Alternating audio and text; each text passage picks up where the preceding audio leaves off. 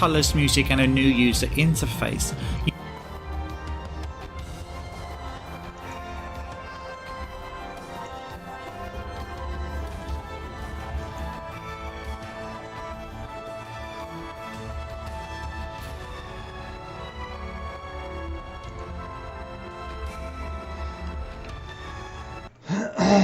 Hello,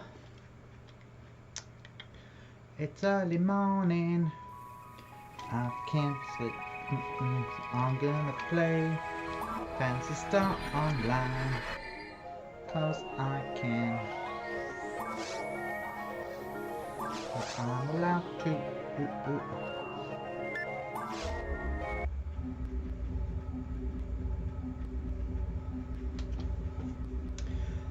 I can play some Phantasy Star. Is the chat working? Let's test the chat. That seems like it's working. Hey, what's going on?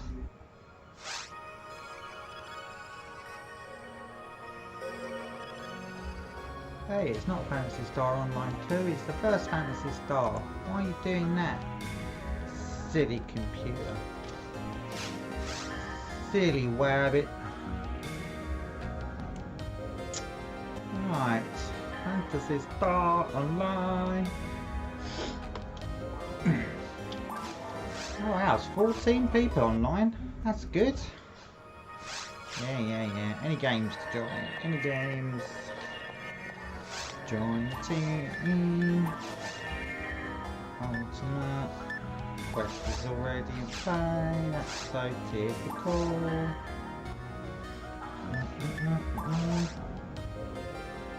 Newbies.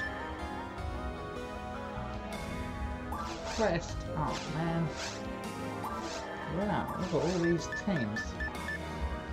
Quest already in play, damn it. Very hard. Quest already in play. Don't. Ultimate Minds. Oh, come on. Wow. All got quests on. Oh.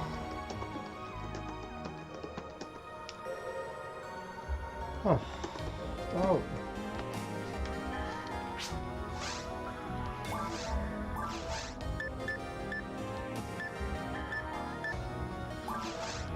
I don't get these people. Why just go out with a quest on your own?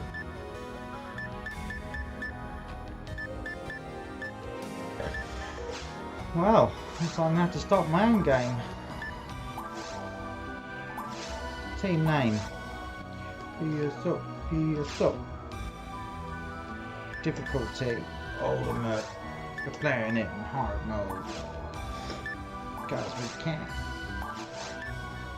Dude, we're up. We're creating a server. Good morning. Good morning. How are people today? Good morning.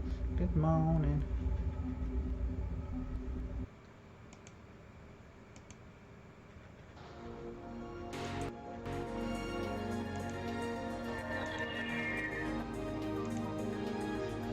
Hey, I'm the only one in my own thing.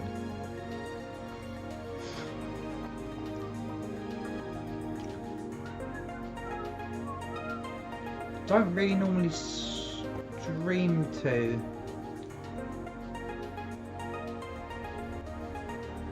Don't normally really stream to wherever this is.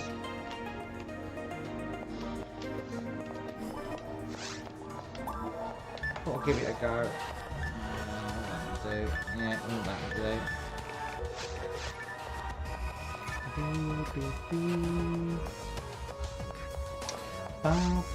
So just trying out. I can't sleep much, so thought I'd try some streaming to YouTubes. See how we get on. It's a bit of a sloppy stream. Normally if it was like me Twitch stream I'd be a lot more high quality with lights and all sorts of other things going on, but you know, hey ho, what are you gonna do? Nothing.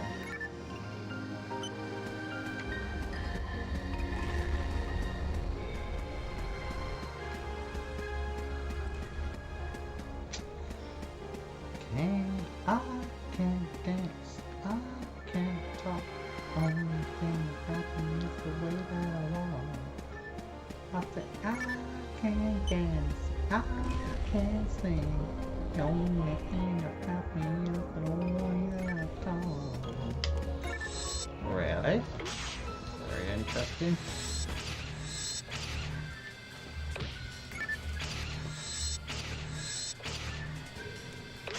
No, I can't dance, I can't sing. Uh-oh. We got some trouble. We're on Roggle. Hello, Kraken. How you doing, birdie?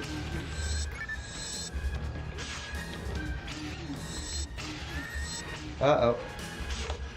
This could be death.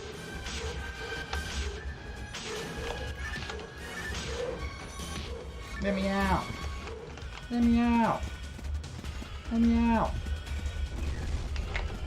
Well, at least the chat's working. I was a little bit like, is the chat working? How have you been? Oh.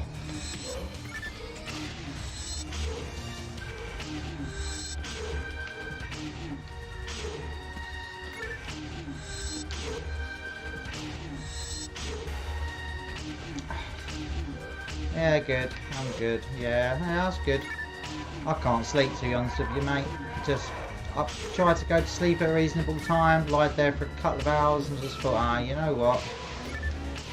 I was thinking about testing some more YouTube streaming anyway. I'm thinking I might do like a YouTube stream a week. Yeah, I mean, there's a little bit of an ulterior motive to it, if I was completely and utterly honest. Yeah, no, I'm not going to give up my Twitch. I love my Twitch. I love my radio shows, and I love all that stuff going on. But there's an ulterior motive for trying YouTube again. I just hit 1,000 subs like the other day on YouTube, and I'm not really into YouTube massively, like in the sense of I really care about it. But I don't have the because I haven't made enough videos. I've only made about I think 50. No, I think it's just over 60 videos now on YouTube. And I just got lucky with the subs because I make a lot of Dreamcast videos. The Dreamcast crowd always like watch a lot of my videos, so because I make a lot of Dreamcast content, I seem to get a lot of subs from that. But I haven't made anywhere near enough videos to get the I don't know if you know about YouTube, but to monetize. And obviously I want to monetize it because it would be another. Not very much, but it will be another little revenue stream for me. I don't know if you know much about how YouTube works, but you've got to get 1,000 subs, which I've now got, which is great. But then you've got to get 4,000 hours watch time. So what that means is that your videos have got to be watched for 4,000 hours in the space of 1 calendar year. So the problem is. I looked into it and was like, I'm nowhere near that. And when I asked some people about it, I said, that doesn't seem right, because some of my videos do. They were like, I asked someone that knows a lot about YouTube, and they just went, Faith, to be honest, it's because you haven't just made enough content. They're like most people that get the YouTube advert stuff. Would have made between 150 and 200 videos, and I was like, okay. And then, even if your videos don't do particularly well, you naturally...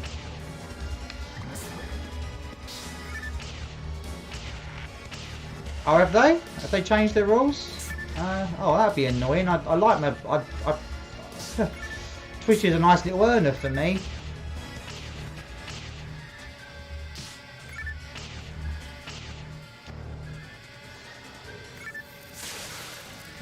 I hope I don't lose the money on YouTube, on Twitch. It's a bit self-serving, to be honest. But when I looked into it, and again, because there's this guy he's an American guy who's on YouTube, and he does self-help for YouTube and this kind of thing. And he was on a live stream, and I just asked him. This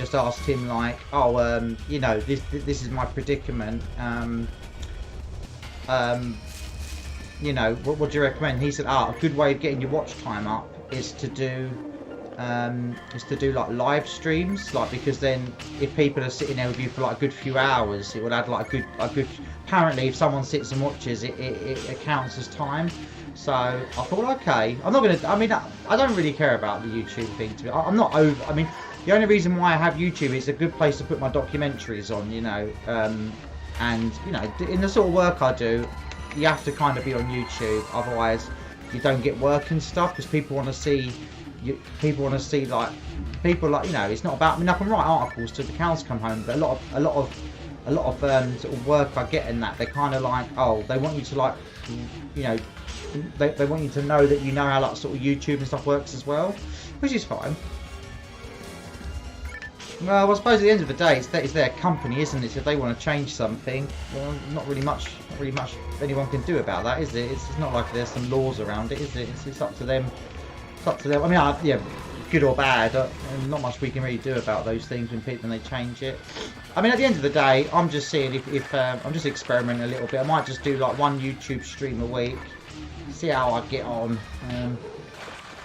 If it doesn't really help me towards this watch time thing, I'll just slog it out and just carry on making the same videos I have. I mean, I think I make good enough content. It's like a couple of people that are really big, well, not big on YouTube, but like a couple of other gamer friends I have that have bigger channels, like big channels on big-ish channels on YouTube. They've just said, Faith, for you, it's just about getting videos out. Like, keep doing what you're doing, making nice videos about Sonic and Sega and whatever else you want to make. But you know, it's about just getting those out. But obviously, I like doing my articles more, and I do other work for other people as well. It's kind of how I make my money. So. You know, I can't always do stuff for my own YouTube channel. I sometimes behind the scenes help do research and stuff, or you know, do gameplay footage for people and stuff that ask me. You know, but I'll keep slogging away. It'd be nice to have it monetized, just for the fact it's a bit like the Twitch. It'd just be a nice little bit of pocket money, you know, just help pay for new things like microphones and stuff. But we'll see. At the end of the day, I like playing games, and you know, I play this game a lot on stream or not. So if I'm sort of playing it on my own, I might just load it up on like a YouTube stream. You know, when I'm just sort of playing it at random times, just so it gets a bit of just helps with my sort of content and stuff. But yeah, it's one of those things. I've done it the opposite way around. Speaking to a few other people that have small YouTube channels, I was asking them about it, and they said, oh, you've done it the opposite way around, Faith. A lot of us have the 4,000 hours watch time, but only like 500-600 subs, and they say they get frustrated because like they've already done the hard work of getting people to watch their videos, but it's just those people haven't clicked the subscribe thing. But I've had the opposite, where it's like I've had enough people click the subscribe thing, but I haven't, because I haven't made enough videos. There's not enough time. There's not enough watch time there. Because I mean, like, most of my videos do okay. Like for a small YouTuber, they get like between 200 and 500 average kind of thing. So it's not terrible, but it's just and there's not enough of them apparently. So it made sense because the amount of watch time I had, I hadn't quite worked it out, but it made kind of sense because when I looked at how many videos some other people that had recently got their YouTube thing sorted out, they had about 3 to 4 times the videos I did, maybe a little bit less, a little bit more. And when I looked at how much, you know, so it kind of made sense that they just do more YouTube stuff, yeah. And they're probably people that don't do the articles or the Twitch streaming and all that as well, which is okay, it's fine, yeah. But they concentrate on one platform, whereas my resources are spread across lots of things, you know. But that's because I'm doing it for a living, you know. It's not really just about getting YouTube. You've been planning to binge watch my... Well, I tell you what, Kraken, I'm not going to ask anybody, I'm not going to start begging people to watch my YouTube video just so I can get some adverts and make myself like a tenner a month or whatever of adverts. That's just sad.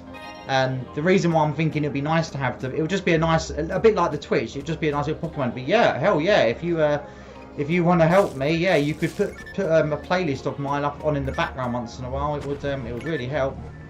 I recommend, though, there's some good ones there. I recommend my documentary on the Dreamcast shmups. That's really well researched. I recommend, I've done a couple of, if you like Sonic, I don't know how much you are a fan of Sonic, but I've done a couple of interesting videos about more obscure Sonic stuff. You know, not just the usual, here's Sonic 2, blah blah blah. It's actually like, you know, a little bit more kind of thought-provoking stuff, like original Sonic characters before Sonic even came about, and Sonic on the Game Boy Advance, which often gets overlooked quite a lot.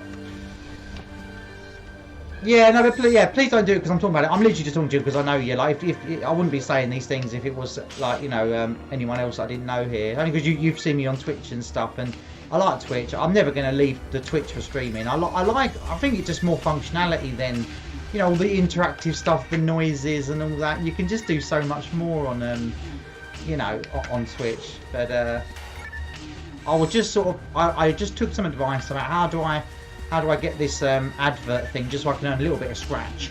I might as well, if the videos are there, you know, if people are clicking on them, you might as well earn a couple of pennies or whatever. Considering this is what I do for my job now, I'm a games journalist, obviously. You know, this isn't a, so it all adds up. But yeah, no, I'd happily accept any help. But I'm definitely not going to ask for it because it's not about that. You know, it's I want it to be done through hard work, not through cheating. So I want people to watch them because they either search for them and they find them, or they just like what I'm doing and fancy a watch. You know, I don't want it to be a, hey, look at me, help me get to monetization. But it's not about that. YouTube for me is about a place to keep the work I do. Dreamcast, yeah. A lot of my content is Sonic and Dreamcast based, but I will start branching out more. I'm doing a, I'll tell you what I'm doing. I'll tell you what I'm working on at the moment.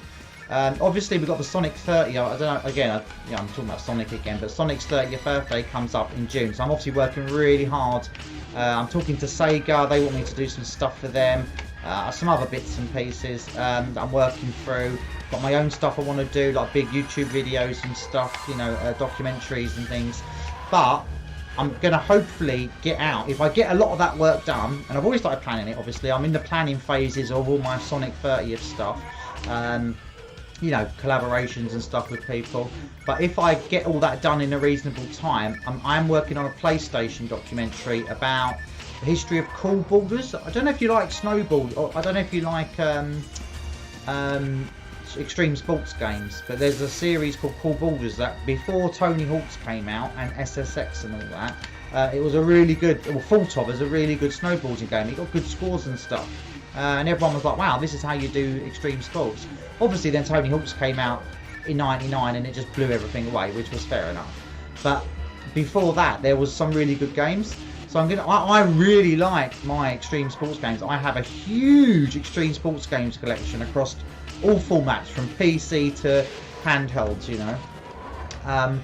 And it's something I have a lot of interest in, but I haven't done much content on it.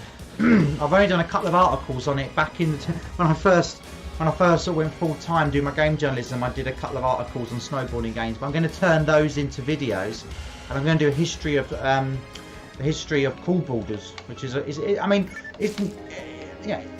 It's not going to be that these games are excellent, you should play them. It's just going to be more like, you know, almost like there was a time, you know, do you remember a time before Tony Hawk's when like these were the kind of games that we would say were good, sort of thing, you know. So I'm working on a lot of stuff. Working on a lot of stuff. There's always stuff going on. Yeah, if you can't sleep, stick around. Yeah, so I'm sorry if I look like I'm looking away from the camera. I'm not very used to YouTube. You know, you get so used to Twitch. There's different buttons everywhere. View your stream in a web browser. Is it in 1080p? Kraken, while you're there, is it in HD this year? It is, auto 1080p, yeah? Is it coming out on your screen in high definition? It's Of course I remember today. I'm a huge snowboard. I like snowboarding. I follow it as a sport, but I actually like it like in the real world. Yeah, no, 1080. Yeah, that's one of the best ever. That's right up there. The second one on the GameCube is good, very good.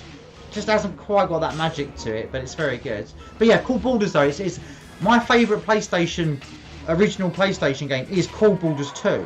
And everyone will be like, what? How could that be? And it just is.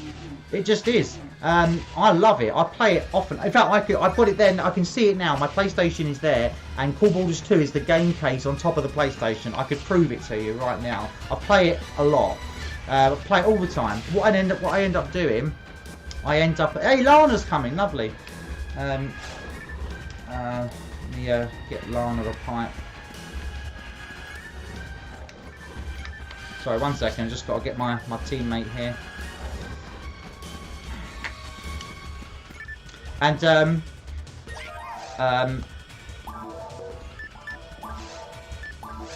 what pipe have I got? Red Pip. Red Pip. Oh, it's classic. Yeah, it's classic. I love it. You know, it's yeah. So I'm going to start doing more. And no, sorry, tell a lie. I have done a video, an Extreme Sports video on Tony Hawk's on the Dreamcast. The original Tony Hawk's game. I did a no. How does it play today? Because it was just around the time when those new games were being released on the, not the new games, the remakes were being released. So I was like, well, how does this play today? You know, yeah, I quite liked doing that video because I love those. I love Extreme Sports. I play them often. So I thought I might as well start making videos on these because I do a lot of Sonic and a lot of Dreamcast, and I think people just start getting my YouTube channel. It's like all the Dreamcast lovers, they love it and they'll go and watch my video. And obviously, the problem with the Sonic people is because I'm an older Sonic fan. A lot of the people that watch YouTube are going to be younger people, aren't they? And I just don't think they get my Sonic content, you know, because I'm quite you know, I'm quite harsh. I'm quite harsh on Sonic Team, and they're like, oh, why are you being so nasty to Yuji Naka and all this? I'm like, because this is like objectively looking in it like a piece of history. I'm not hero worshipping the guy, you know.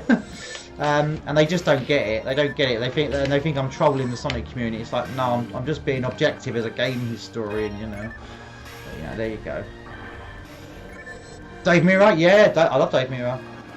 Yeah, I do, but I like Matt Hoffman. I prefer Matt Hoffman because it's like, obviously it's made by the same. It's made by Neversoft, who obviously programmed the Tony Hawk games. So it yeah, I love that. So yeah, I could live stream a load of those actually. I wonder, because I'm really good at those games. Kelly Slater surfing, yeah, is that? Yeah, trust me, you won't get me on. This is one of my favourite like genres of games. Is Extreme Sports. Your name one, I'll be like, yep, got it, played it, completed it. There'll be very few I won't have known, especially snowboarding. I've pretty much played every snowboarding game ever made, bar one or two, I think. I think there's one on the SNES that I haven't got yet. I've got it on emulator, I just haven't sat and played it. One of the very first snowboarding games ever. Like, ever. Yeah, Kelly Slater surfing's good. There's a few H2O was a good surfing game. There's a good one on another surfing game on the Dreamcast, which is good. The name escapes. World Championship Surfing. That's it. That's a bit of an odd one. Yeah, I love it. I think the problem with Extreme Sports games now, like, because they kind of had a really big surge at the turn of the century, a lot of people got kind of, there was the market was like, oversaturated like for a while, and I think that was that the problem with it was a lot of companies got put off making them because they knew that they were not going to compete with Tony Hawk's. Alright, how do I BMX Triple X? Yeah, I've got that. Yeah, or just called and in the American version,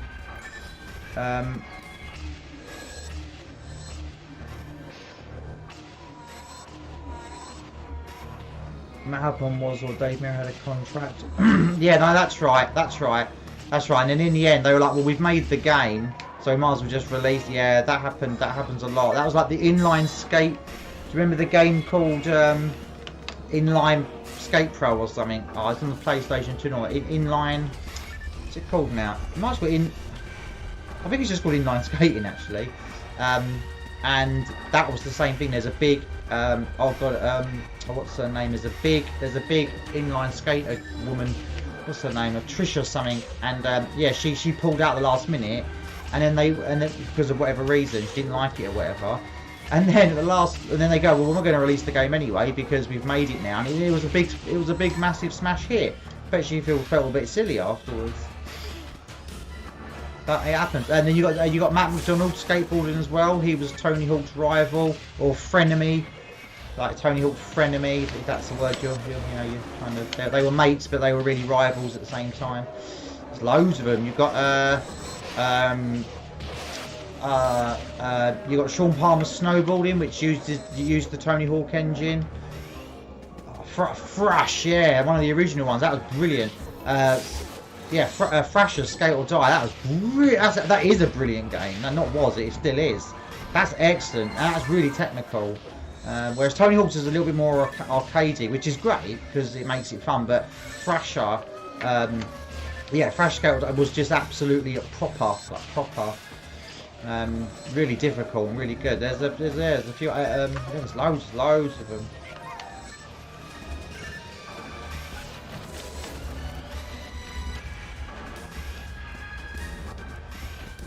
Yeah, I think I'm going to start doing a little bit more of that now, like diversifying my YouTube content. And I also know a lot about fighting. I used to compete in Street Fighter competitions back in the day, like in the 90s and early 2000s. I used to go Trocadero in London and enter all the national competitions and stuff. Did alright a few times, never won anything, never that good, but I got to a semi-final once, which was nice, on Street Fighter Alpha 3, and I did well on Super Street Fighter 2 one time. Got to a quarter final, I think. But I might start doing videos around that. But the problem with those, because they're really popular, they've kind of been done to death, a lot of those games, the fighting games. But I might start doing, I know there's, what's the guy's name? Is it Top Hat Gaming Man? He does a lot of fighting game stuff. And I don't really particularly like his video style, but he mostly knows what he's talking about. And he's kind of covered a lot, he likes his fighting games, and he's covered a lot of fighting game stuff. And I'm not really sure I could add anything to what those other people have kind of done with those videos. You could try and put your own spin on it, blah blah blah, but to be honest, there's not really much more that I could add that would make people want to click on it that they haven't already heard. So yeah, it's a shame I didn't get to YouTube a little bit earlier in my journalism career. Yeah, Trocadero, love it. Yeah, I used to go there every week with my mate. Bunk the train down there. Love it. Play that. All my money. Used to spend all my money on that. Playing Street Fighter and fighting games, King of Fighters, all of it. Used to just destroy it. So competitive. I used to be so competitive at computer games, like really, really competitive. I can't. Do you know what happened though? My I don't know if you can see, but my hands now, like all the bones worn away. When I used to play fighting games. It's like, yeah, it's just like, the doctor once said to me, like, when I went to the doctor, like, my hands hurt. And he was like, wow, this is like really bad repetitive strain injury. Like, what do you do for a living? Like, are you a bricklayer or a builder or something? And I was like, oh no, I work in an office. And they're like, oh, don't you like rest your hands on the desk? And I was like, no, it hurts when I play computer games. And like, oh, how often do you play computer games? I'm like, about 10 hours a day. Because that's how much you have to practice. When you used to play, like, in the competitions, you had to, if you knew a competition was coming up, you would have to play for such a long time.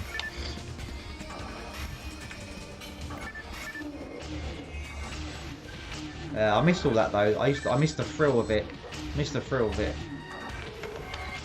Such a rush, even when you got beaten, still the rush of it. It was so good.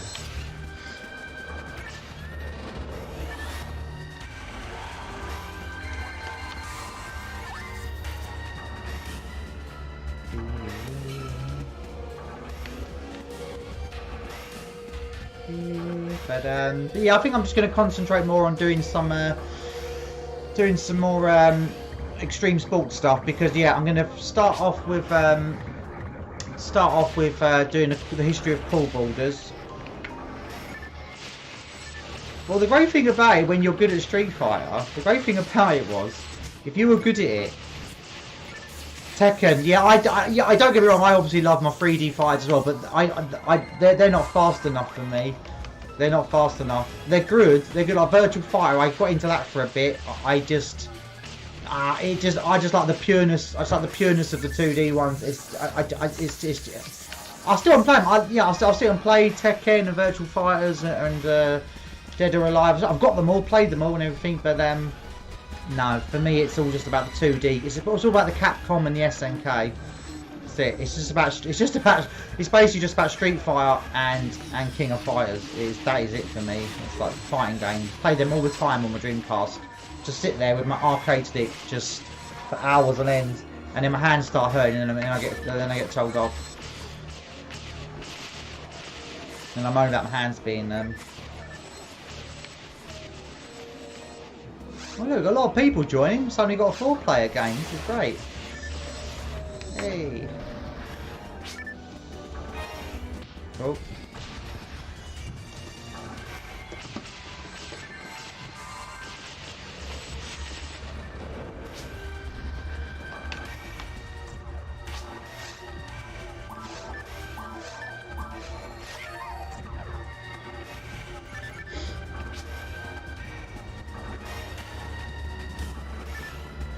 Yeah, I think that's my next sort of thing. Going to start diversifying my content a little bit. Because on my YouTube channel, like I've split it up into 3 things. Like I do, you love food. Yeah, food's good. I've got obviously like my Sonic videos, which I'll do. Are you gonna get some food? Alright, see you later, buddy.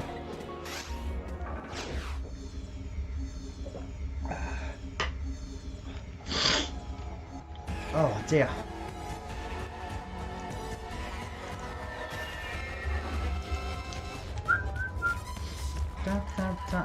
Yes, I'm just trying to get used to YouTube at the moment. I kind of prefer Twitch because the chat is more colourful and I can kind of see a lot more what's going on. Not very user friendly. Not as user friendly. Yeah, see you later, buddy.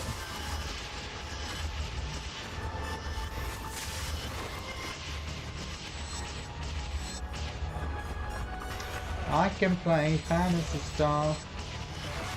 It's my favourite game.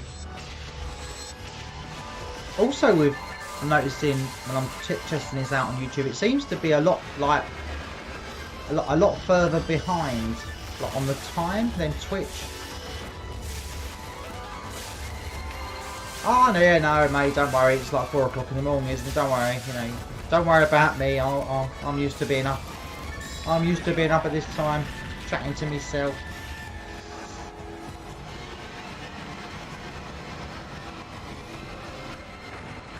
Fun, fun, fun. Fun, fun, fun.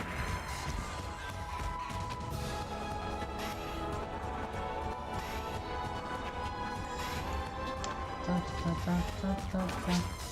Hey. We got a little team. We got a little team. Got a little team. Got a little team. Going straight into the capes. Straight into the capes. Going to the capes.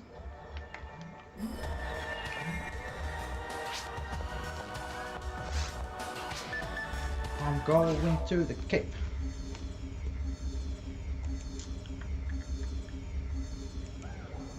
How do you Right, okay.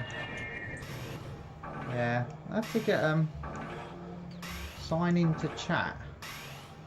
Ah, right, okay, so I can't do that. I've got to do that from I've got to do that from there, have I? How do I make the chat bigger?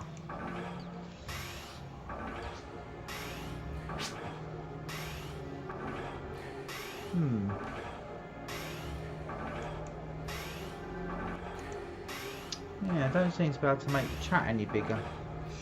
Weird. Like, I've got quite bad eyes and I want to make the chat bigger on the screen, but it doesn't seem to want to do that.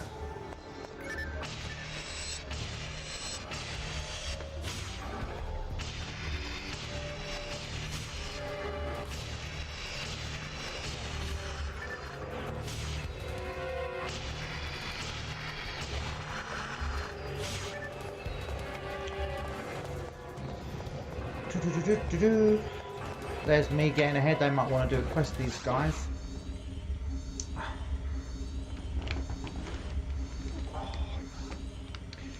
Maybe I should sit up a little bit and actually play properly. I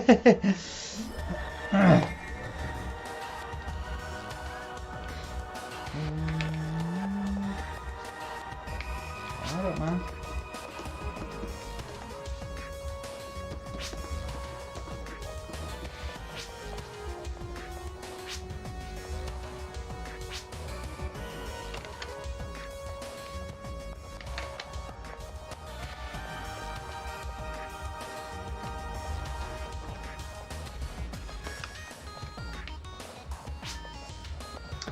Hey, max attack, 14C. Cool.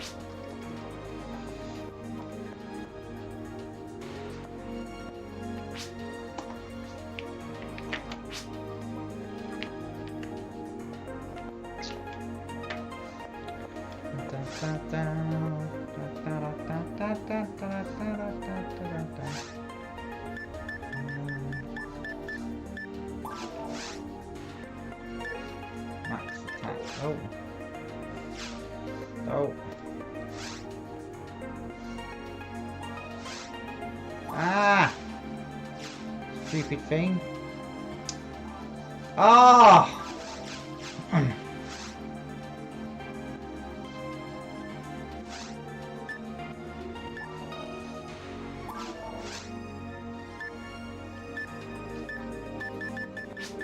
Ah, VR. Ah, okay. Okay, found it.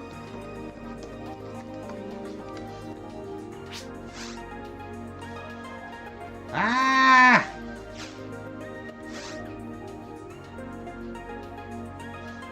Ugh, this menu's always stupid. 14C they want. Max attack, version 2. Max attack.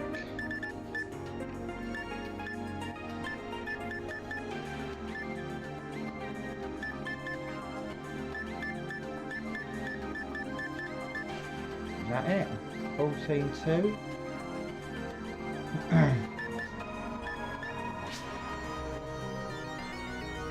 I'll just do that one, whatever.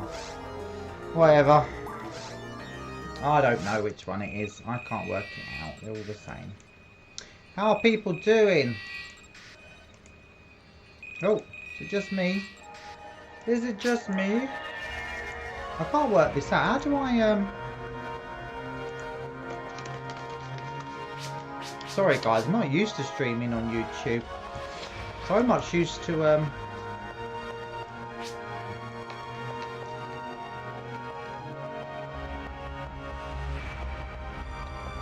Is this it?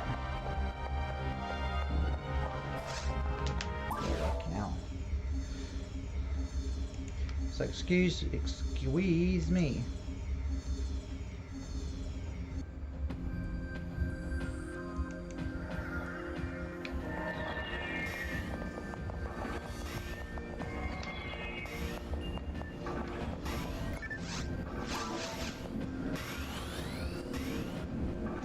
So if anyone's there, say hello, because how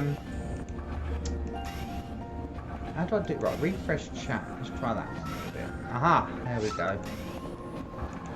Ah, it's just me. I'll talk to myself. I'll talk to myself. La la la la la la. I'm playing Phantasy Star. I can do it all the time. Da, da, da, da, da. I've just realised I'm the lowest. No, me and Luna. I'm just one more above Luna.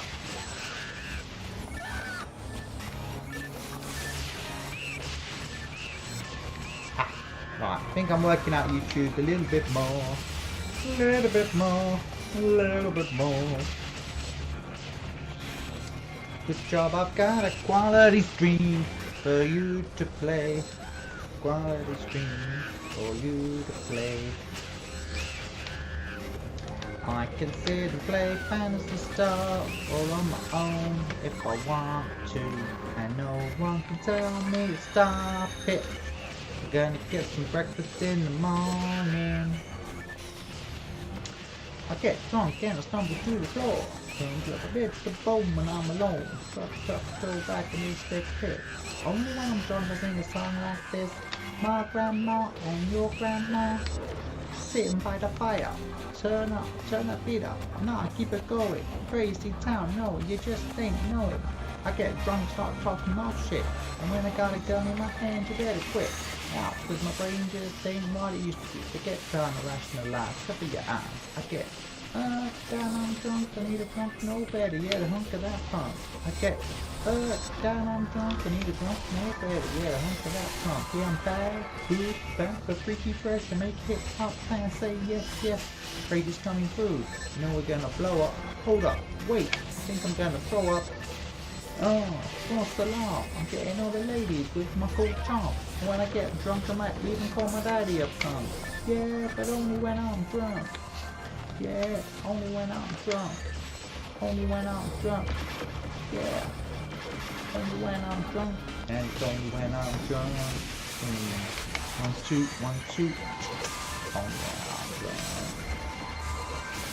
2, 1, 2. Only when I'm drunk.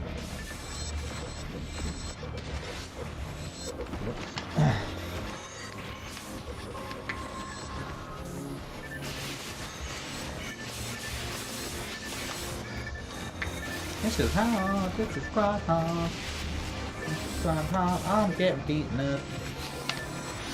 Hey you, stop hitting me. Hey you, stop hitting me.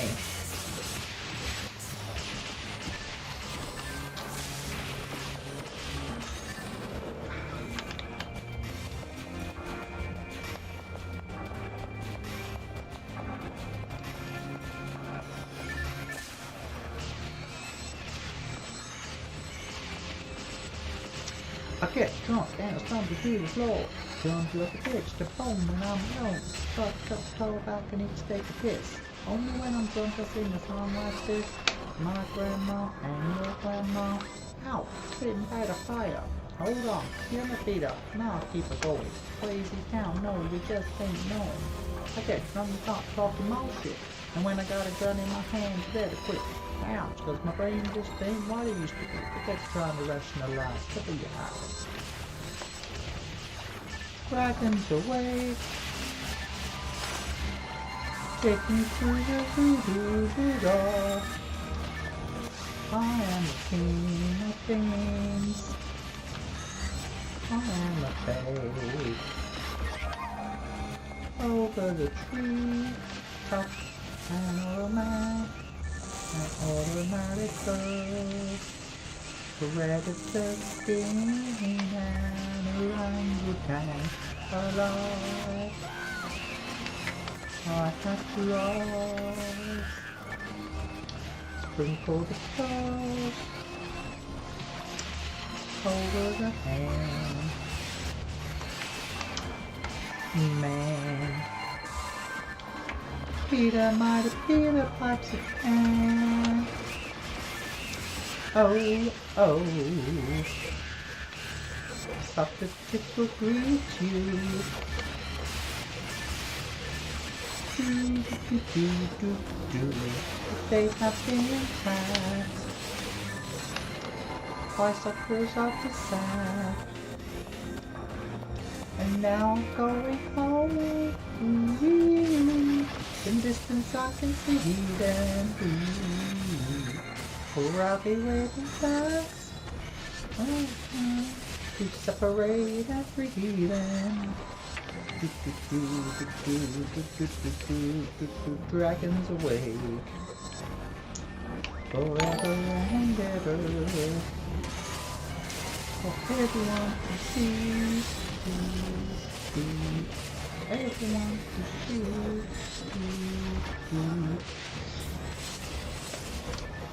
Ah, ya buggers. Ya buggers. Yeah, little buggers. Huh, mid-air, freeze. Freeze, sucker.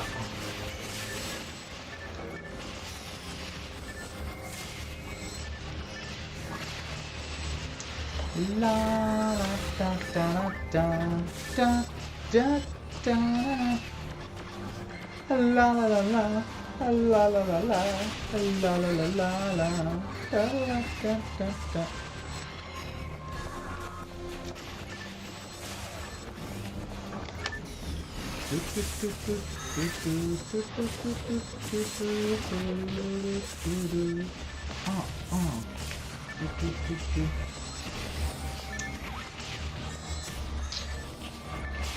I'm dreaming on a fantasy star game, just like the game we used to know.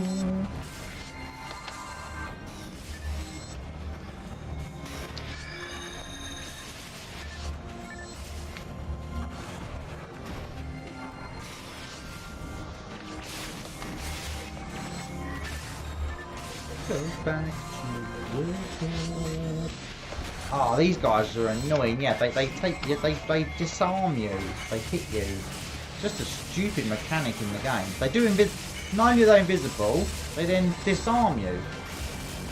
Stupid heads.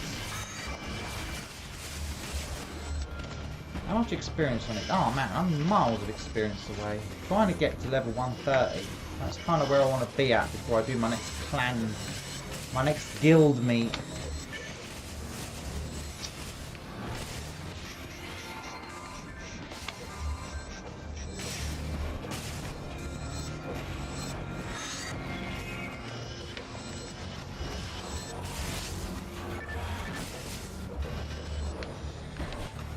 Right, how are we getting on with that?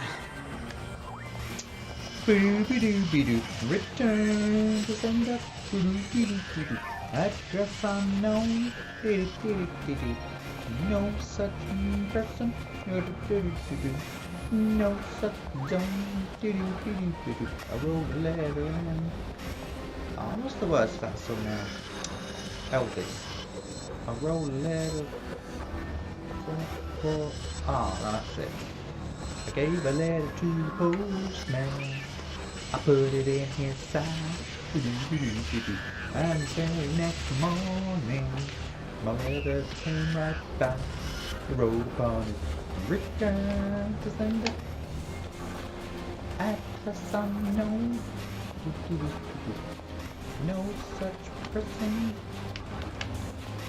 No such zone. Then we had a quarrel. A lover's fight. I kept running, I'm sorry, but my letter kept coming back. So I put it in the mailbox. Send special deed. The bright early next morning, it came right back to me. The writing on return to sender. Address unknown. No such person. No such zone. This time I'm gonna take it myself and put it right in your hand. And if it comes back the very next day, then I'll understand.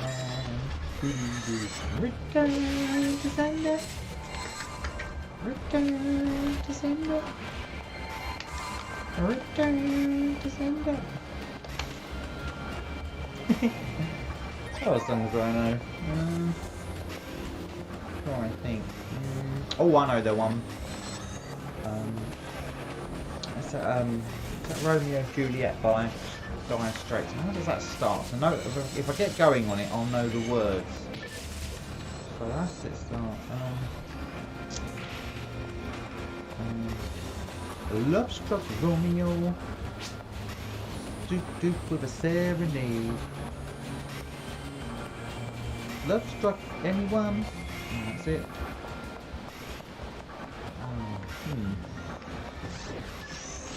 Love struck Romeo. Wrote down a serenade. Making everybody low. With the oh yeah, making everybody low. With the promises he made. That's it. Yeah, that's it. That's it. A love struck Romeo. Wrote down his serenade. Making everybody low. With the promises he made.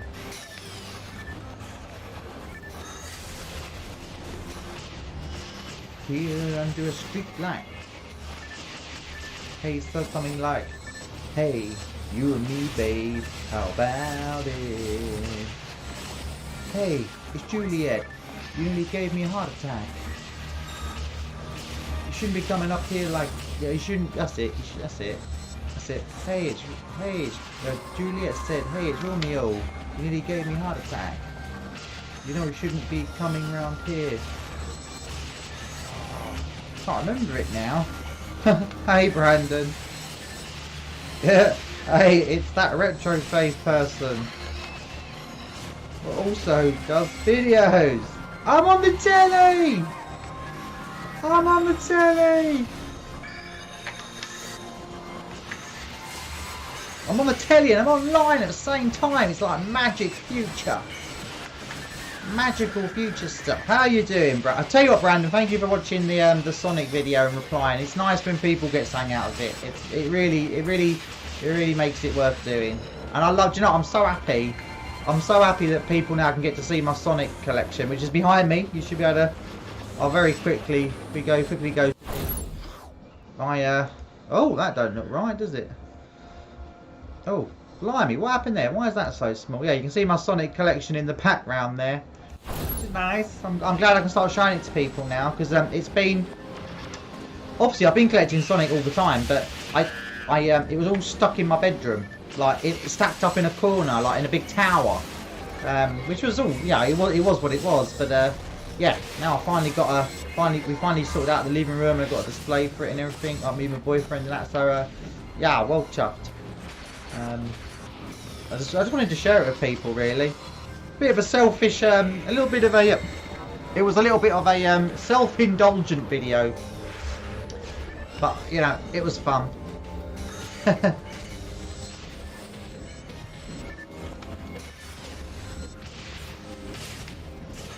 Yeah, I love it now. I'm in my living. My living room is my office, so like it's nice to be in my office. And I can just look at my Sonic games all day long. I love it. I love it.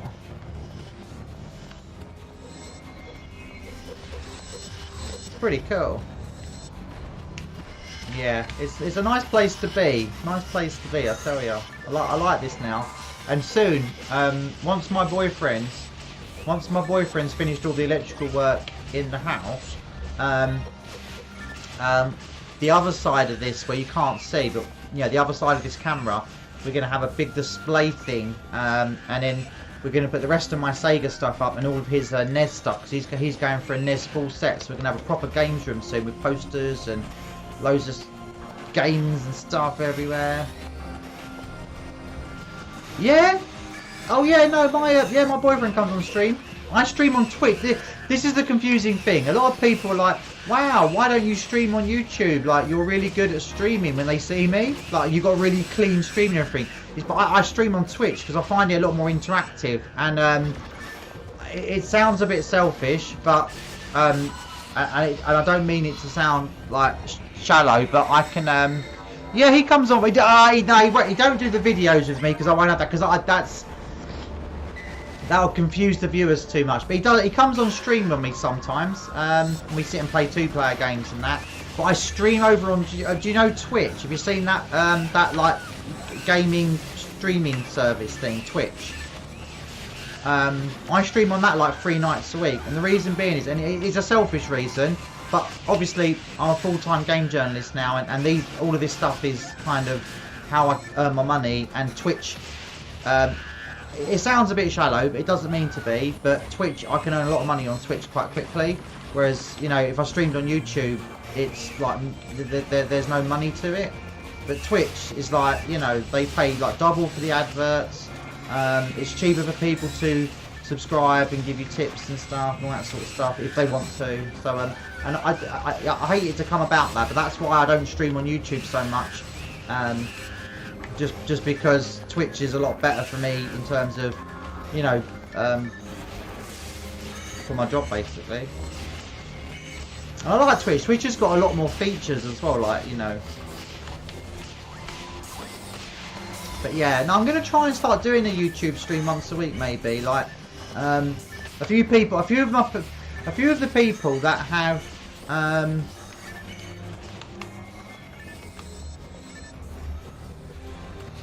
yeah, no, it does. Yeah, yeah. Hi, Marco. How you doing? Yeah, yeah. No, Twitch is a no-brainer for me because, you know, especially considering I do. Yeah, the other thing as well, Brandon. I do a radio show on Twitch as well. I don't just stream and play games. I actually do like journalism work on it as well. Like I work with like Sega and stuff like that. So it's not just yeah. YouTube is great for me to make my documentaries and all that sort of stuff, but yeah, for streaming, Twitch is where it's at. I don't think YouTube has quite caught up with Twitch yet. It's getting there though. I know a lot of the big YouTubers really like streaming on YouTube because they get a lot of revenue from it. But for someone like me,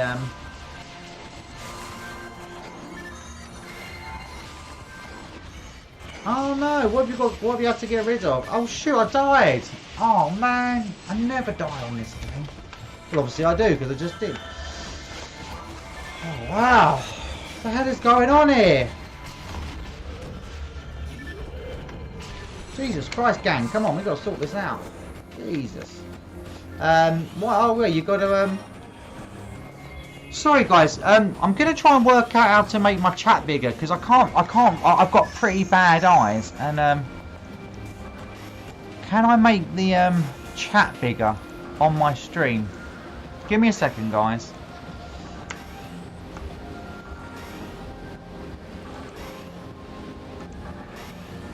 I wonder if I can... I can't make like the font bigger or anything. Oh, can I do it on this? Ah, there we go. Ah, there we go. Right, okay. Yeah, there we go. Ah, I can see everything now, I think. Right, if I put that in that mode then, does that mean I can see the chat still? Damn it.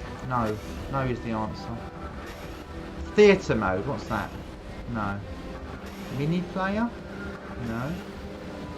Oh, I've messed this up now. Oh dear. Default view, right. Oh, I can read what you're saying, writing to me now. Sorry, so right. Oh, I'm lost. Oh no, I got lost.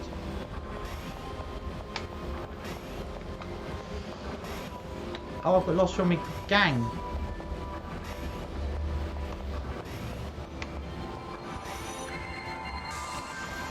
I've almost got... Oh, sorry, you're selling up your collection. Why is that then?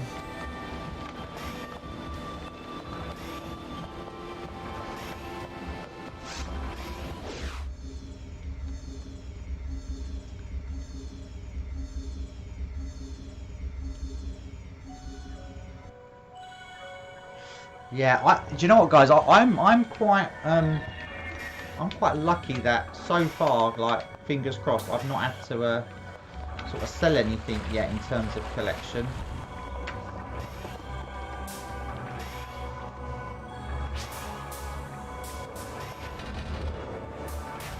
Oh, hey, I found you guys.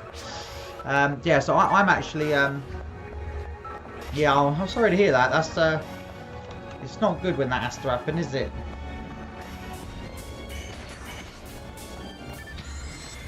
Oh man, we're getting shredded in this room. Wow, we're getting shredded.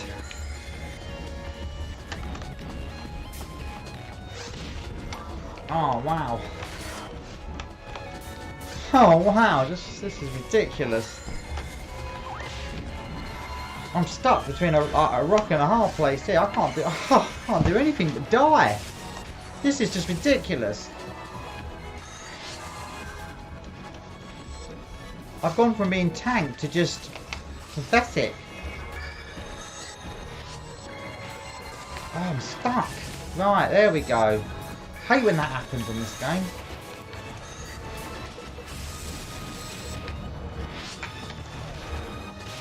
This is some hard level.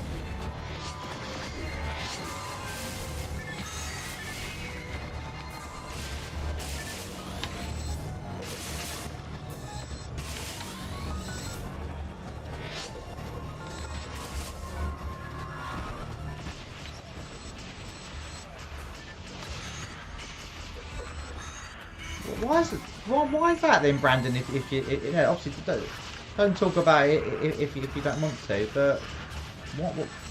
Why do you have to sell games to people? Oh, okay. Okay. Oh, okay. That's interesting. Oh, wow.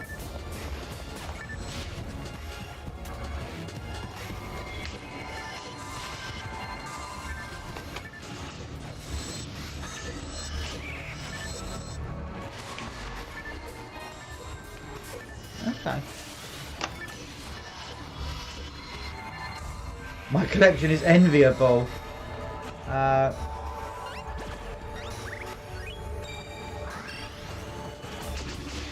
Sorry guys, sorry guys if I'm being a bit slow. I don't mean to be. What happens is I'm not used to streaming on YouTube, and I'm just so used to Twitch. I know it's an excuse, but I just am. My collection's enviable. Thank you. It's yeah, you know, Marco, I'm one of these people. I was quite lucky because when people this is a thing that grinds me a little bit when I show bits of my collection. Another reason why I kind of don't make videos about my collection and what I've got anymore is because people would be, oh, you must be rich or spoiled or something, because how do you afford all these games, right? Not a lot. Obviously, most people like yourself, just like it's nice and have a chat about it and blah blah blah.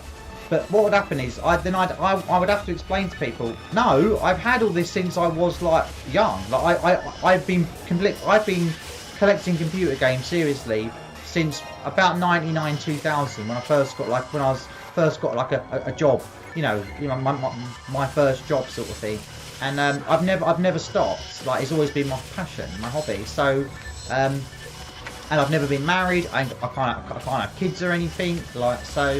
Yeah, yeah. So what a lot of that Sonic stuff you see behind me there, I've either had from the time, like I've still got my original Sonic games for the Mega Drive and Master System from the 90s.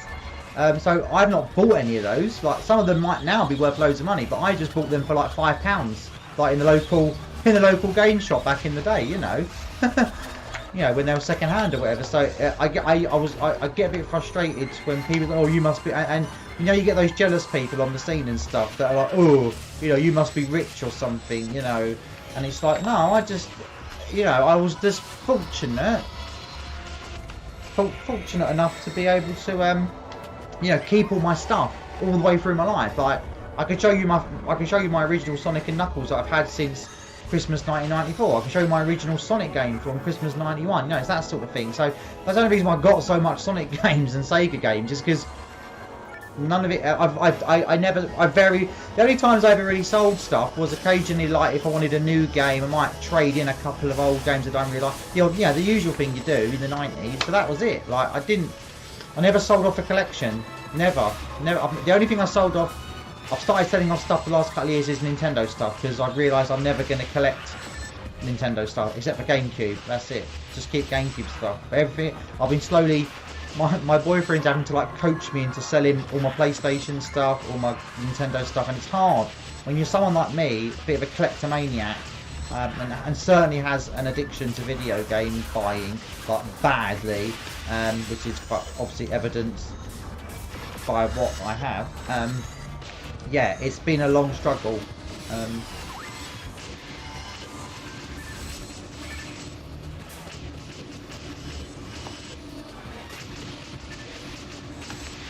Really?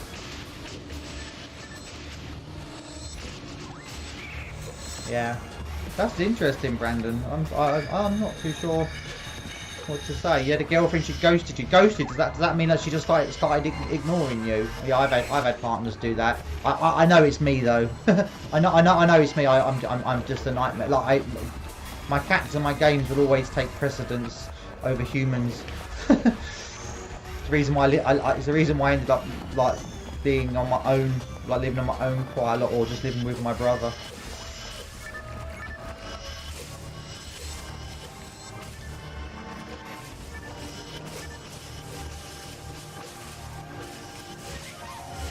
Brandon, no, I'm happy to talk to you. I'm a big advocate for mental health. I clearly being a a trans person. I've had a lot of mental stuff to go through, so I really don't mind listening. I'll listen. You play your violin and I'll play the triangle because I've got no musical talent. How's that? But yeah, no, Marco, you're right. It's you know, I wouldn't now start video game collecting. That's insane. Some of the prizes, like seeing things like not even rare games like Streets of Rage 3. It's not even a rare game. Selling on eBay the other day for £180. It's just like, that's not even a rare game. That's just like a common game that's sought after. It's not even rare. You know, you go on eBay and there's like 50 up for sale, like 150 quid and stuff. It's insane. You know, I wouldn't. I just, you know, if I hadn't got what I've got now, obviously I have. To finish my Sonic collection, I will be honest, I have saved money and spent stupid money on bits of cardboard and plastic.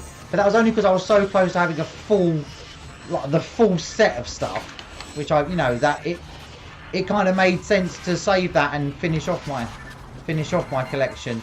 But I wouldn't now go for like a full set now. I was thinking of going for the Master System set because I'm inadvertently halfway through it, just because. You know, and same with the Mega Drive set, I'm inadvertently halfway through that. But again, just because I've bought loads of games from, over the time, from 20, 30 years ago, and I looked at some of the Mega... I started pricing up the... because I did my Dreamcast set, I needed a few more on that about a couple of years ago, and I just got them. And then I looked at the Master System, because I realised I had about half the set already. And when I looked... when I started looking at some of the prices for some of the games I didn't have, I was just like... Nah, I was just like, I'm not spending like 300 quid on some Smurf game and stuff that just looks really packed. So yeah, I might do it cart only. Yeah, let it flow. Yeah, Marco's right. Let it flow. Don't feel like we're not gonna support you, Brandon. It's the complete opposite on my channel. You know, and Brandon, if you ever want to talk, I am on Twitch all the time, and on my Twitch show, people can call in. They can call in and talk to me about retro game stuff, or sometimes the conversations do end up going beyond video games. You know, and people have spoke about you know, problems they're having and stuff and that if they want to. So I do, like on my radio show, people can call in on like, do you have Skype or like Zoom call or whatever. I've even got a business phone number, but I don't tend to use that too often. But yeah, so you know, I'm all about people expressing themselves. I think it's important for people that kind of are in a niche like video games and stuff, that they have an outlet. It's really important. Like, I'm really lucky that my boyfriend is into retro video games. He's going for a full NES set and he's getting really close. I think we got lots in common, which is great. But not everyone has that outlet. I didn't have that for years, you know. I was on my own for a long time. Partners just wouldn't get it. Partners would just be like, you know, why have you got all this fucking baby's toys in your bedroom and stuff? Like, you know, and you try and explain to them that it's like, it goes beyond a toy. It's like, I'm a historian. I'm writing books about this stuff, sort of thing. You know, I'm contributing to the history of Sega and stuff. But they don't get it. Is that your email, is it, Brandon? But I'll tell you what, Brandon, rather than give your email out on a... I'm going to delete that if I can. Rather than you do that... Brandon? Oh, did I die? Oh, sugar. Brandon, 1 second. I'll tell you what, Brandon, don't do that, because that shouldn't do that on the internet. I'll give you my business email, and if you want to... because like, this is obviously on the internet anyway. Don't you shouldn't put your details on a live thing like that. That's not right. Only in case you get someone like weird. Mission failed. Oh, we died. Oh, that's no good.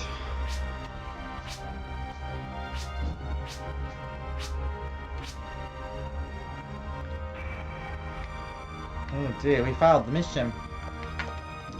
We suck. Well, you email me on that instead. That'll be better. I might play a different game now, guys. Don't get me wrong. I love Phantasy. I play this. When I say I play this game a lot, I mean I play this game a lot. Like this character's got like 500 hours into it. Let's go back to the lobby. That's I'll save it all. Just make sure it's all saved. How do I get back to the lobby from here? Oh yeah, got to end the mission. Do you want to end the mission? Bye. Yeah, I'm on just in time. Hey Alexander, how you doing? How you doing, buddy? You're on just in time?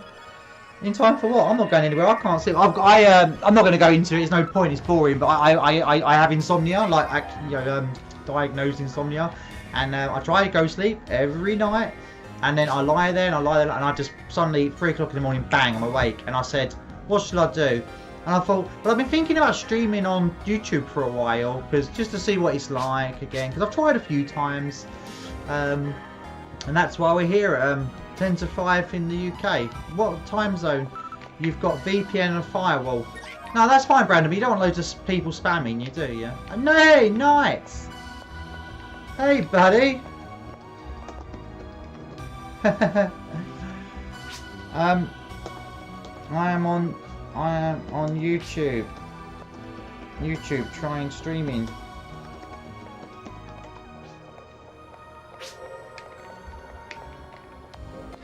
Hey, this people watching. So Knights there is in my guild. Is in my guild. Is in my guild. That's really mad. That Knights is online at the same time. Normally, I feel like a bad cheat now. Like I feel like I'm cheating on my guild. I wasn't. I was just yeah, hit up a game. I feel bad. Feel like I haven't invited my guild to a game. Alma, Michigan. Alma.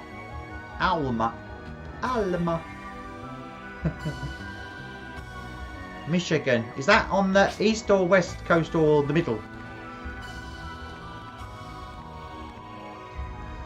It's really busy online. It's really busy on. Look, all these people are playing online at the moment. They want to play with me, you see. They don't really. Brownsville, Texas. Oh, Texas. Oh, Texas. Oh, man. Is it true, though, that you just have, like, these places to eat in Texas where, like, you can just basically order half a cow, like, ribs. Like, literally ribs, like, you know, 2 feet wide, covered in sauce. Because I saw it. Have you ever seen the show Man vs. Food? I don't know if it was Brownsville, but he went to Texas and he was like, I'm going to have the biggest rack of ribs in the world or something. And it was like this special kind of, I don't know, like wherever the cow was. And it was just like, literally, it was like a slab of rib. It was insane, and he couldn't finish it all. I would probably get about like not even a quarter way through it. You guys go ahead. I need tea, by the way, guys. I need tea. We'll catch up. Guys on the stream. Yeah, no, Middle America. Yeah, no. Guys on the stream, stick around. I'll be back in 2 minutes. I'm just going to get myself a cup of tea. So I'm just stay where you are. Actually, I'll tell you what. I'll give you guys something to watch while I'm away.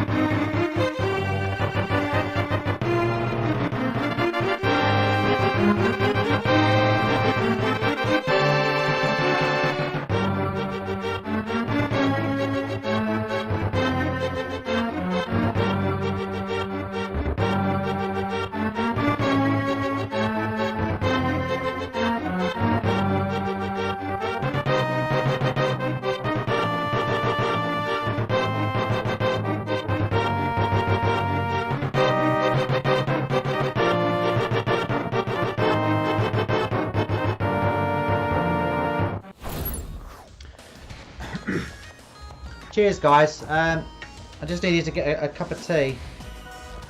Where are all these guys up to? Oh, are you still here? I always do that wrong, don't I? Oh, forest, right. Okay, that's good.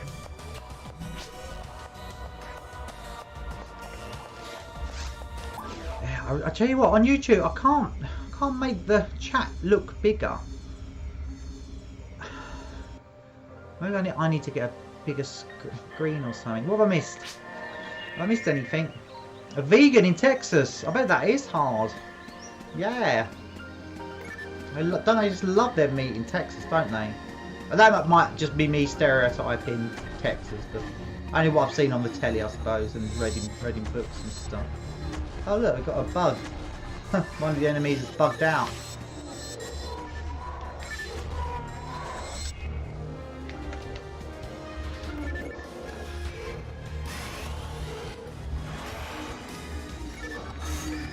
Oh wow! How is things in America, guys? I mean, you've got all that Trump stuff going on and all that.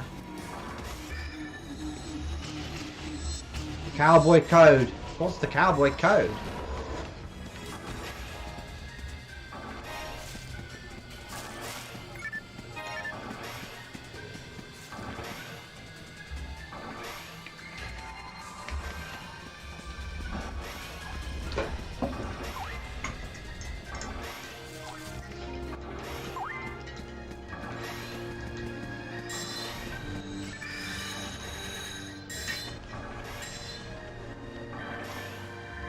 Yeah, cheers for the welcome back. I'm glad you guys are enjoying it. I'm gonna try. I'm gonna try and do a stream. I'm looking into it because I've got to think about. I've got to look into like what time I can do. But I would like to do it. I know a lot of people don't want to watch Twitch, and that's fine because they're on YouTube. And that's okay. So I know a lot of people. Because a lot of people when they watch my videos say, oh, don't you ever do live streaming? And I say, yeah, all the time. But then, it means people got to have multiple apps and all that. It just becomes a hassle for people. So I'm going to try and do streaming. Living off the land and stuff. I'm going to try and do some streams on this Facebook or YouTube's. Because at the end of the day, there's so many nice people to meet on the retro gaming scene. It's a shame to miss out.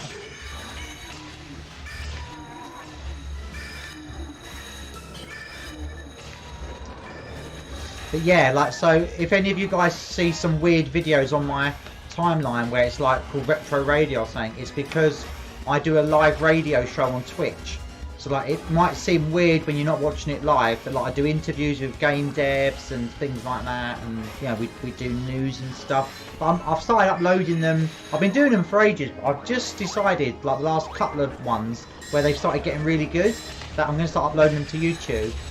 Because there's some people what happens is they get to the show late and they miss most of the show. I mean, you can watch repeat shows on Twitch, but it's not quite like YouTube where it's all nicely laid out for you and everything. You've got to go and search for it, which is a bit different. So I've started uploading them to YouTube, and then when someone says, "Oh damn it, I missed your interview with so and so the other day," I can say them, "I know, but it's on YouTube now." We had a cracking interview this week. Oh man, did we have a great interview! It was well good. There's a game I've been kicking on about a lot recently called Xenocider, which is a new Dreamcast game that came out about the end of January sort of time, and I did a review for it. And while I was doing the review for the guy, I thought to myself, I've got to have a chat with the people that made this. So I emailed the guy, and he was like, "Yeah, I'll come and chat to you." And it was a cracking interview. It was a game that was in development for quite a long time. It didn't quite Demons of Asterberg. Yeah, I've seen that. Yeah, I haven't spoken to that dev. But yeah, no, when that comes out, I'll try and grab a copy. But yeah, that looks good. That does look good. It looks like a Castlevania-y type. Is that kind of looks like a Castlevania-y type one? Is that the one? Is that the one? Is that the right one? But yeah, but Xenocide. The guy was fascinating. And then, because it was celebrating Zelda's 35th anniversary, I got a someone that collects Zelda games to come and chat to us from you guys from America. He was also on the East Coast.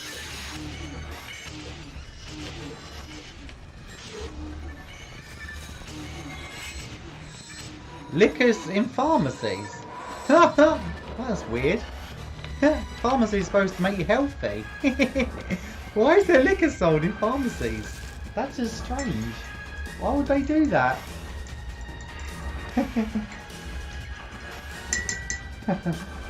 Hi, I'm here to pick up my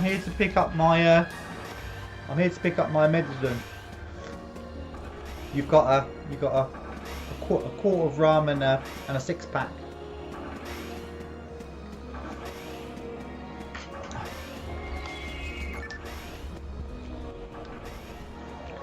Stardew Valley. Oh, that's on the Switch, isn't it? I like Switch. I do like Switch. I can't. This is going to sound ridiculous. I can't wait for the Switch to become retro so I can make those videos about it.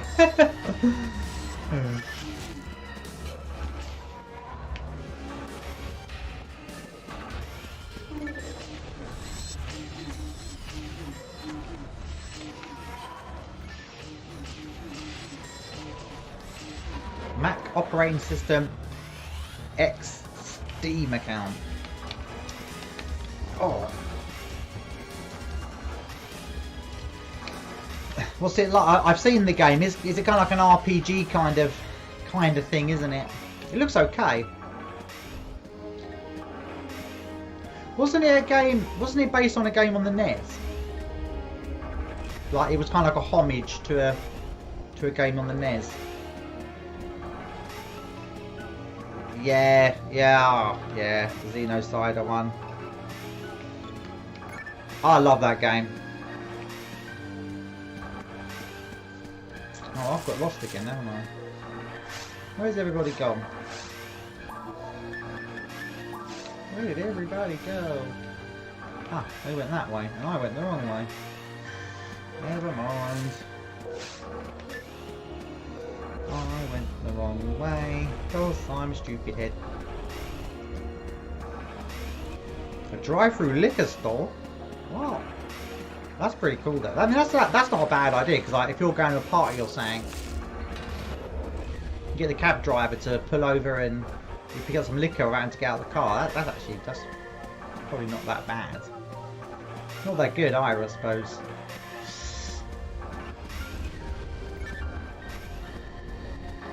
Hey, I found my team. Where did we lose someone? Did we have a 4 team? Harvest Moon, right? Yeah, I've got. Do you know what I played quite a lot of recently? With my friend, Harvest Moon on the GameCube. It's a good game. Yeah, I'm not really into those kind of games, like, but do you know what? It was actually really relaxing. Just growing some plants, harvesting it, going to sell it at the market, and all that. It was only just like, it's actually quite relaxing. I don't know. I think it would make a good streaming game, Harvest Moon.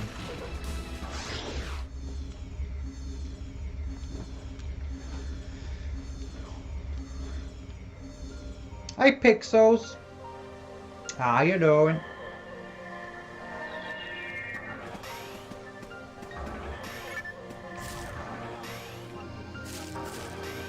Oh, I don't know what I named my character. Probably something silly like Pooh Head or something. I always do that on games, just to be stupid. I'm just a big child at heart.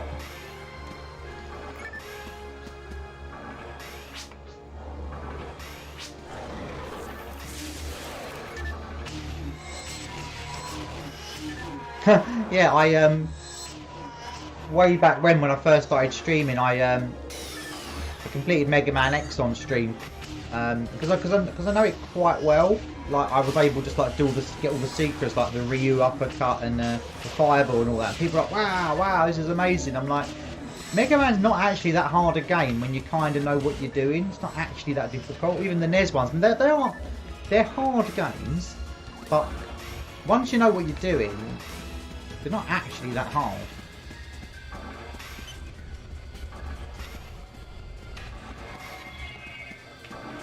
Oh, what, the story in Stardew Valley? It got a bit racy, did it?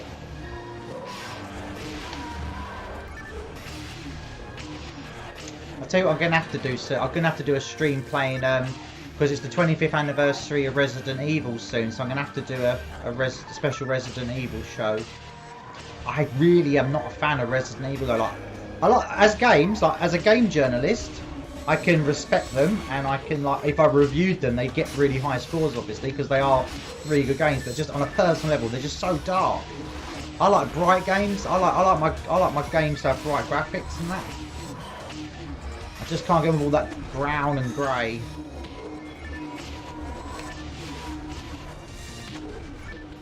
I have to do that soon, though.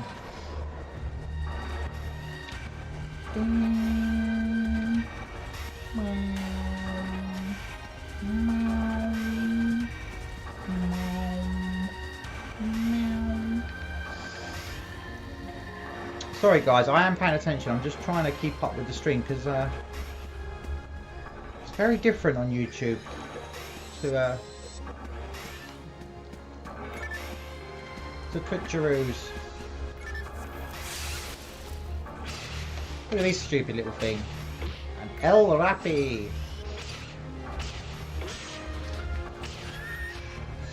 Yeah, I'm gonna try and start spending some more time on YouTube streaming because I'm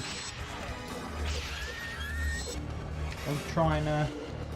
Harbour Fair. Yeah, Harbour Fair. Yeah, no, yeah, that's it. Like, yeah, that's exactly what I say about them. So once you learn them, and once you sort of learn to keep up with the enemies, keep respawning, and where all the secrets are and all the power-ups are, and of course, the order in which to do the bosses. Like once you start picking all that sort of stuff up, it's actually not that bad games, really.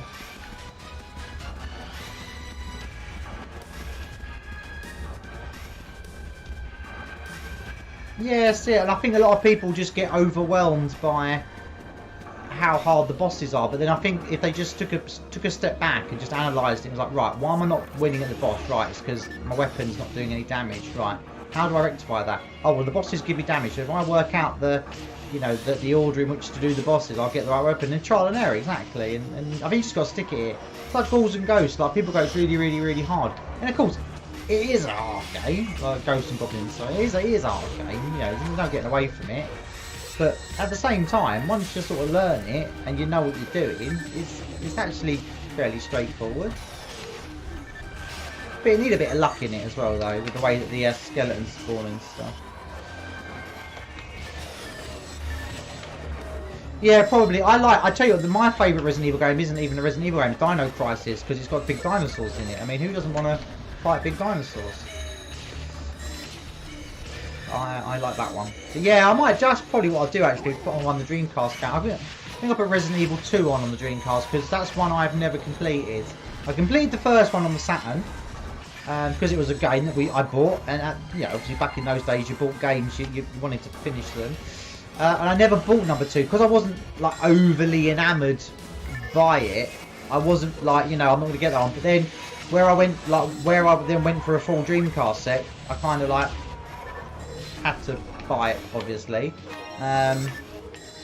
Not had to, but wanted to get the full set. So, but I have never really played it. Obviously, just made sure the discs work and put it in. But I know it's got, you play it through once as the guy, don't you? Then you play it once through as the girl, and then that's how you get the true ending or whatever.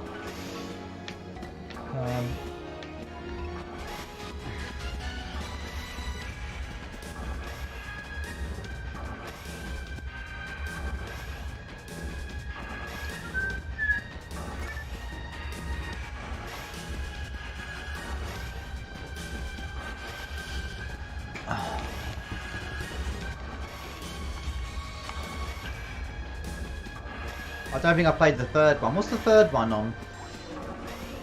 I don't think I've only played the first one. That's the first one on the Dreamcast. I didn't know there was other Dino Crisis. Again, it's not a series. Like, it's a series that if I ever like if I you know, say I was given a review for a site to do whatever. Obviously, I'd do it very fairly and stuff. But it's not a series that I really like go and buy when a new one comes out and think, you know, it's just not my kind of game, which I think is an okay situation. You know, you can't like all games. The first, I don't know. I'd probably, do you know what? I'd probably put a vote on my Twitch, and because on Twitch in the chat you can put like votes and stuff. It's one of the reasons why I like Twitch. It's much more interactive. On YouTube, obviously, you guys can chat, which is great, and it's lovely to chat to you guys. But you can't, you know, you can't do like stuff and that on this. Well, you might be able to. I don't. Maybe I just haven't quite worked it out yet. I don't know.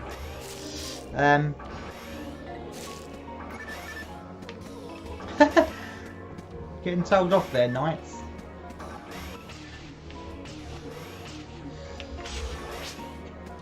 See, I like the original Xbox. I've got a massive original Xbox collection, but not Resident Evil games. Because again, it's not saying. I mean, I don't want. I don't want a full set of Xbox games. It'd just be a load of DVD cases on a shelf. I don't think. You know, and there's like 700 odd games, isn't there? That's just ridiculous. But yeah, I didn't pick up the Resident Evil because again, I knew I wouldn't be something I want.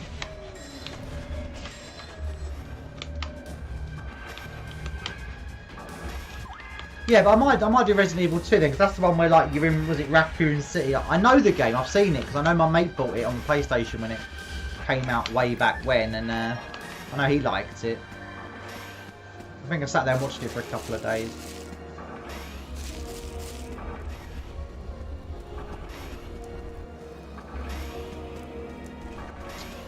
Resident Evil 3 Nemesis. Yeah, that's on. Is that on the Dreamcast? I can look at my Dreamcast set. Resident Evil 3 Nemesis. Yeah, that's on the Dreamcast. Yeah, I've got that there. Yeah.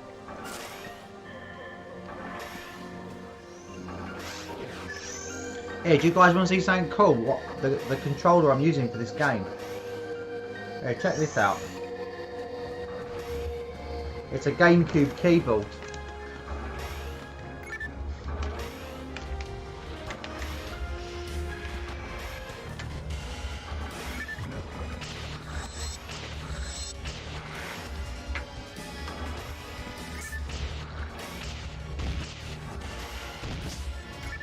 I hate these fly things, they're just stupid heads.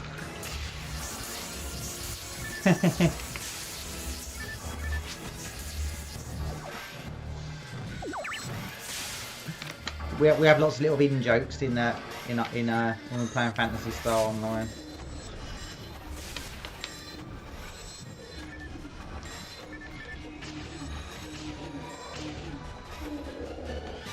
Yeah, so Resident Evil 2 and 3, yeah, that's it, isn't it? Drink there, they're almost like direct ports, aren't they? Like just,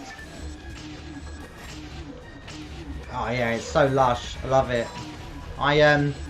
Because I collect Sonic Team stuff, so like, I had to get this keyboard. Like, I had to get the Phantasy Star keyboard for playing Phantasy Star. Because obviously it's a Sonic Team game, it's like, you know. But there's still another one. This one's got a purple back, and then there's another one with a black back, and I want to get both of them.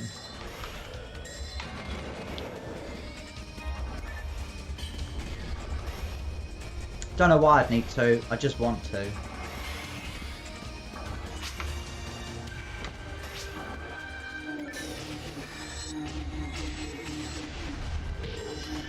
No, it's not PSO2. This is where it gets confusing, right? So, Phantasy Star Online 2 is its own game.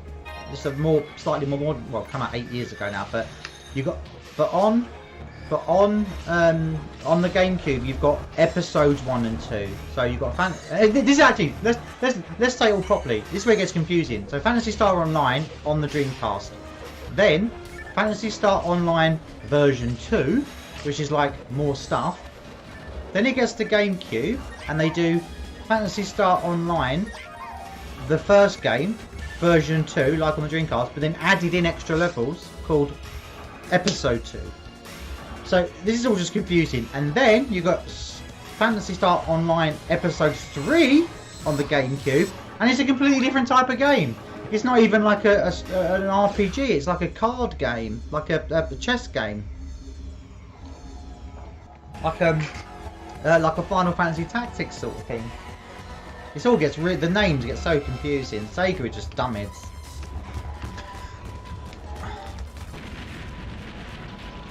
Hey, Ice Boss. I've already fought this boss 3 times today.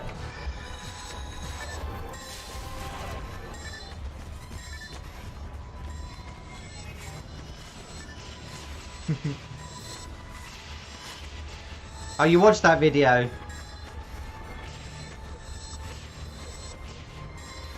Yeah, I've only got one Tectoy Game Gear game. It was actually donated to me, actually, and it's a really rough copy. It's just so hard to get the Tectoy stuff. You know, it's so... Yeah, Marco, honestly, I'm making a series of documentaries about Phantasy Star Online where I kind of explain it all, but it's all just stupid, honestly. Unless you're into the series, it's quite dry. Yeah, Pixels there. No, yeah, I mean, I've got quite a fair few of the Tectoy Master System ones now, and I don't know if you can see. I've got a Sonic Master System 3 as well, like, you know, the grey one with the Sonic stamp on it. Oh, Slope shared it. Ah, yeah, okay, yeah. Slope saw it and was like, yeah, I like that, and he shared it around. Oh, yeah, that's nice. Yeah, that's nice of him. Yeah. But no, so yeah, and I've only got one of the Game Gear Tectoy games. If I see them, what I tend to do is I then go, right, I need to buy that, and then I'll sell, like, saying up my Nintendo collection or something to pay for it, because they come up so infrequently. It's not really about the price. It is just about, you need to grab them, those Tectoy games.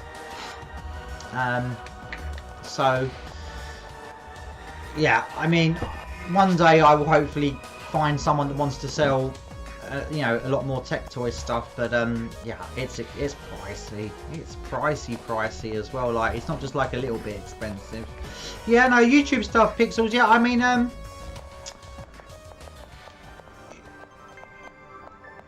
yeah, I have. This is it. I've got all the Tectoy Master System games for Sonic, bar, I think. Oh, I'll have to go. What have I got there?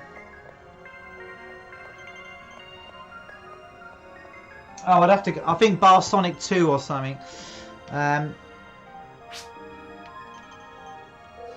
Odd Pod movie. Oh, I think I've seen that.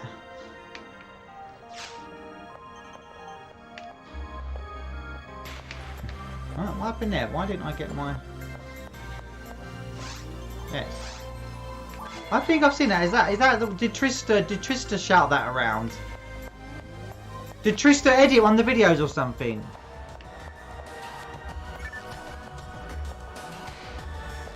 Have I ever? Yeah, of course I know Kim. Of course I do. Yeah, I've met Kim a couple of times at events and stuff. Yeah, Kim's well good. Love Kim.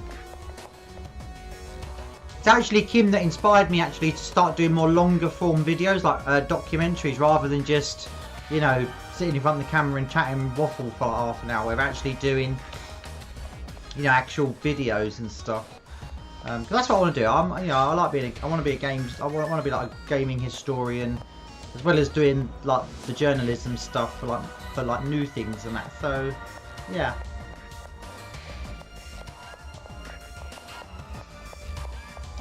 Ah, yeah, I know it. Yeah, I know that. That was cool. I saw. Was it like there was a few episodes, wasn't there? I think I watched some of it. It was good. Very good for like an amateur production. Yeah. See, I know Kim. I've never met Larry. I know Daniel. Yeah, I know Daniel. Are you talking about Pete on a retro tip? I know him very well. We talk a lot. We talk a lot. We both admin on Galaxy Sega on Facebooks. Yeah, I talk to Pete a lot. Like because Pete is actually my go-to guy for YouTube. So I'm not a YouTuber in that sense of, you know, gonna get big and all that. I don't make enough videos for it.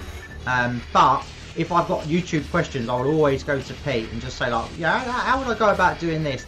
He's the one that helped me with my sound on my mic, because obviously I'm trans, I've got a stupid voice, and he's the one that like got me into this thing called what's the program I've got? Audacity. He's the one that do that and then fiddle about with it, and you can change your voice a little bit on it, like make it sound better for the voiceovers. Yeah, probably Pixels. Yeah, it's a big circle, isn't it, of stuff that happens, and you just get lost of it all, don't you? Like I find Twitter really hard I don't know if anyone else uses Twitter, but I find it really hard to follow, like, the threads. Like, oh yeah, see, that's it for me, Pixels. Like, I'm a game journalist in real life. Like, you know, I will, you know, write reviews for stuff, and I'll yeah. So, but like doing the video, yeah. So, yeah. So I just do the YouTube stuff as like doing up the documentaries and stuff. Yeah, but like my bread and butter is like writing as a freelance journalist. Wow, you make a full. Wow, you make a real film, like a proper film. That's amazing. Nostalgia nerd. Oh yeah, the name rings a bell. Sure, I've probably seen a couple of videos.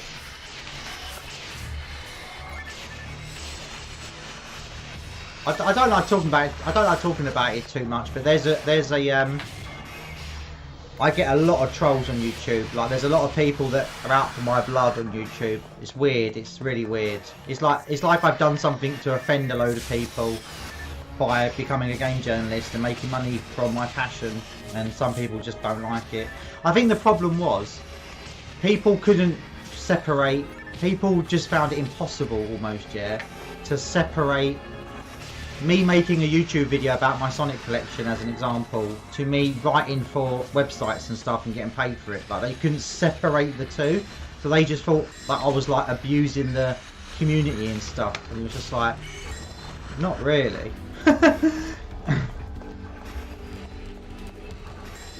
Whoa, really? That's amazing. Star Wars? That's so cool. Wow.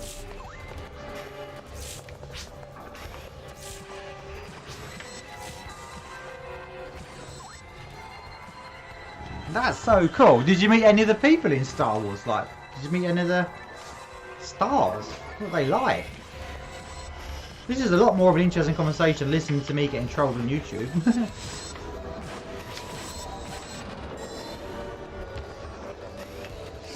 No, let's not talk about that. That's negative. Let's talk about you and working on Star Wars. Did you meet any of the stars? Thanks, though. That does really, yeah.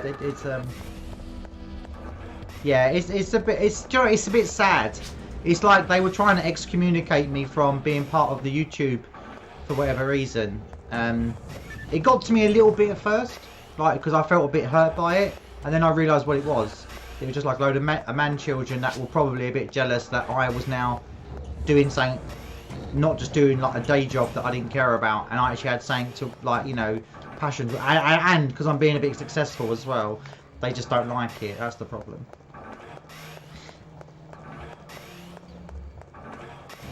You know, it's like now I'm being asked to write for books and stuff and things like that. You know, being approached for people saying, "Oh, can you do an article on our website and stuff?" And I can, like, you know, say to them, "Yeah, like, this is my fee and all that." And people just don't like it because I'm not going to say it's a jealousy thing, because I don't know, because I keep saying to my trolls on YouTube, like, Force Awakens, I love that one.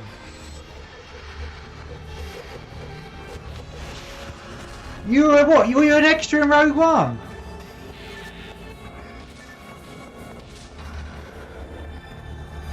Oh, you got a line in it!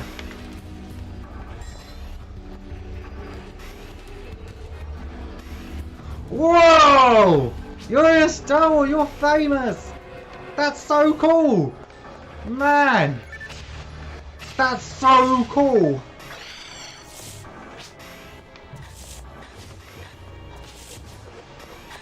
Oh, congratulations! I bet that's a good story to tell at the pub. Oh yes, I was in Rogue One. I had a line. Oh, I really liked Rogue One as well. Really liked it. But I was nervous it was going to be a bit shit. But you guys did a great job on that. It really felt like Star Wars, and the way it led up to Last Hope. Oh man, A New Hope. Sorry, the way it built up to that, and the way it just segued in. Oh man, it was like, that's just brilliant. Oh, congratulations, I say. Whoa. Wow. That's so cool. You need to come on my show. You should. Do you ever do interviews? Like, would you do an interview? I take it you've got a webcam and stuff if you do video producing and that. Do you ever like do interviews and that about the work, about your work? You should come on my. You should come on my. You should come on my live streams and do an interview. My brother, he's a really big Star Wars fan. Like, you know, really like. You know, I like obviously. Who doesn't? Well, everyone likes Star Wars, but you know, he really likes it. He'd love that. If you're up for it, come on for an interview. That'd be well cool. I could. Oh, wicked! You could point me to the parts where you're acting, and we could show those bits on screen very quickly, obviously, but not enough so we get a copyright. Or you could even maybe ask. Like, I'm doing this interview. Do you mind if my lines get shown or something? I know. I did an interview with a guy from Sumo. You know that dev company makes games, Sumo. They work a lot with Sega, and they had to ask permission to do an interview before they could talk about the games, which is fine. No, you're not. Well, no, but you've been in Star Wars. Like, that's just cool. Why wouldn't I want to interview someone that's been in Star Wars? Look, my job is to review indie games. I'm constantly dealing with people that aren't famous. I'm like bottom feeder journalist. You'd be an honour. You'd be like an honoured guest, someone who's been in Star Wars. Oh my god, we'd be quite embarrassed because on my stream I've done all these like Star Wars sounds and stuff. So like when I make a mistake and stuff, people can like push a button. It goes, "It's a trap," and things like that. Oh wow, you'd be like, "Oh my god, these people are really sad."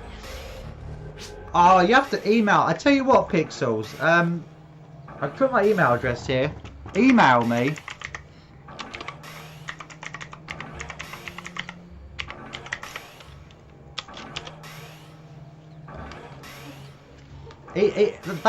That's my office like email.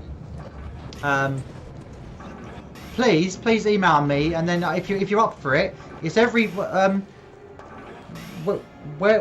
you're in the UK, right? If you work with Tristy, you must be in the UK.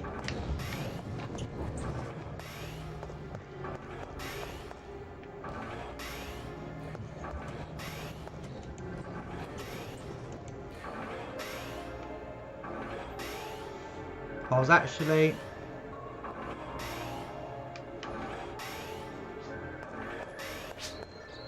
Okay, yeah, I see, yeah. That's great. Yeah. Oh, okay, yeah, because, yeah, I remember, yeah. Oh, so people could film, like, their own bits, almost. And then, well, look, you know, it's up to you. I mean, you know... I think you'd make a great guest on my retro radio show. Even though, you know, it's not about retro games, it doesn't matter. That'd be awesome. It's like, yeah, I mean, if you get this, it's every Thursday, and it's normally about, well, it depends, but, you know, normally the interview's about 9:30ish in the evening till about 10ish, depending on what we talk about. That'd be awesome. Yeah, we could talk about. You can talk about all that, can't you? That you've been doing your own films and stuff. That's exactly it. And if you're looking at doing an Amazon Prime thing, you can talk. We can talk about all that. Yeah. No, it's not. No, Pixels. I don't interview famous people. The most famous person I've interviewed is my mate Chris McCauley, who he does the Dracula comics, Bram Stoker's Dracula comics and stuff. He's not, you know, he's not famous. Yeah, you will be famous. That's it. Yeah, email me. That'd be really cool. I'm a nosy person, you know. I'm a diligent journalist. When I sniff I'm a news hound. When I sniff a story, I go for it.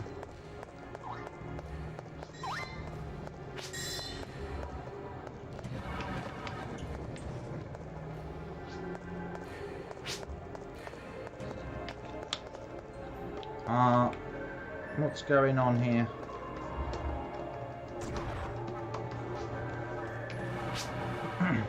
Oh, that'd be awesome if you could, yeah. I'd be honoured. And you sound like the sort of person that my viewers would really be interested in talking to.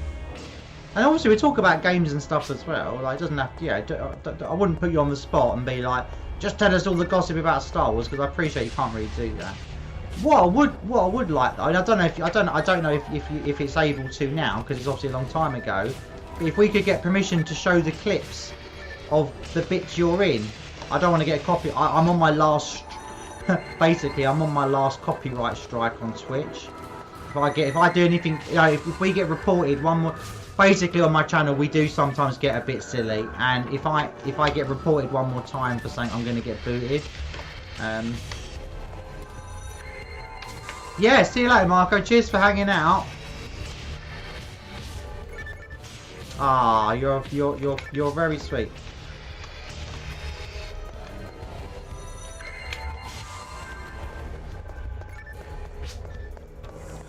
Roger.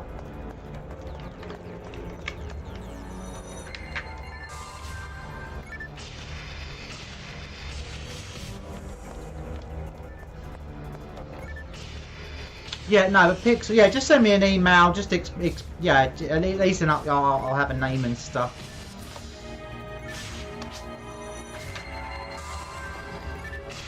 And a contact to go back to. I'd love that, I think that'd be awesome.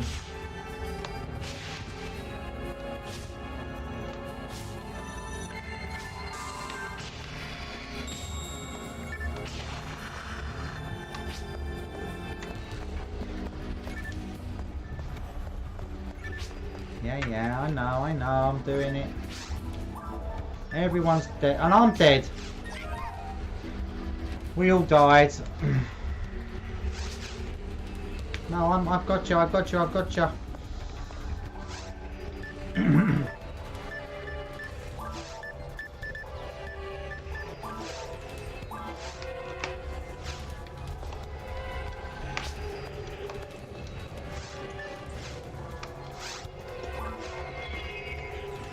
Sorry guys, give me 1 second on the stream, sorry. Where are...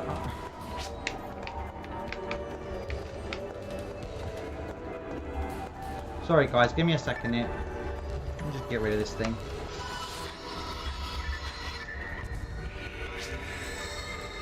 Yeah, well, pictures would be fine then. Yeah, no, I mean, obviously, if you can't, yeah, if we, I know Disney are really hot on copyright. That's how it was actually Star Wars was one of the reasons how I ended up getting nearly booted off of Twitch. Yeah, I basically did all this stupid Star Wars stuff. And it was just stupid, and I just totally didn't realise that it was gonna be like, yeah. Anyway.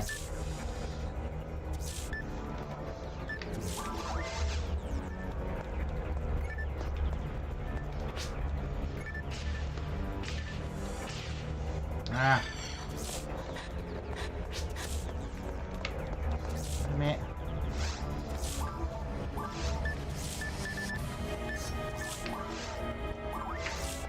Oh, for goodness sake. 1 sec. Stupid flowers. Sorry guys, let me just get rid of this stupid, just gets annoying on this game, like really annoying, these flower things. They just don't die and then they just insta-kill you.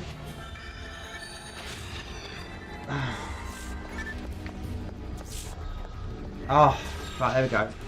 Yeah, no, it'd be nice if we could get to play the clips, but I appreciate it probably won't happen. But yeah, if you can get me some stills of you doing stuff, that'd be perfect. We could rehearse the. Oh, what we could do, we could reenact the lines. So you show me the scene. I'm sure the script's out there for anyone to read. We could reenact it with the pictures. That sounds, well, that'd be funny. That'd be funny. My viewers would laugh. That's what we'll do. We'll reenact the scene.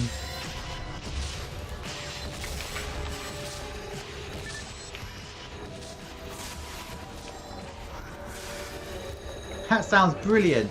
That'd be a great radio show. Yeah, we'll make the clips ourselves. That'd be awesome.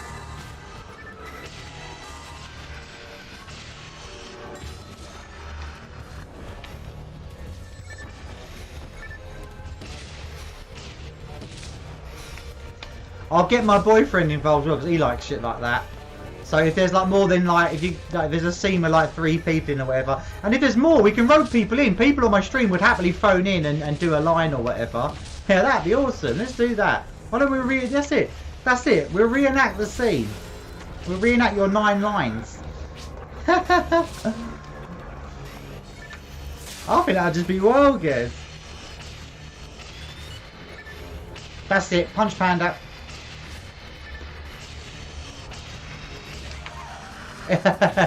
Oh, I hate these flowers. I hate the flowers on this grow. I hate them. I hate them so much.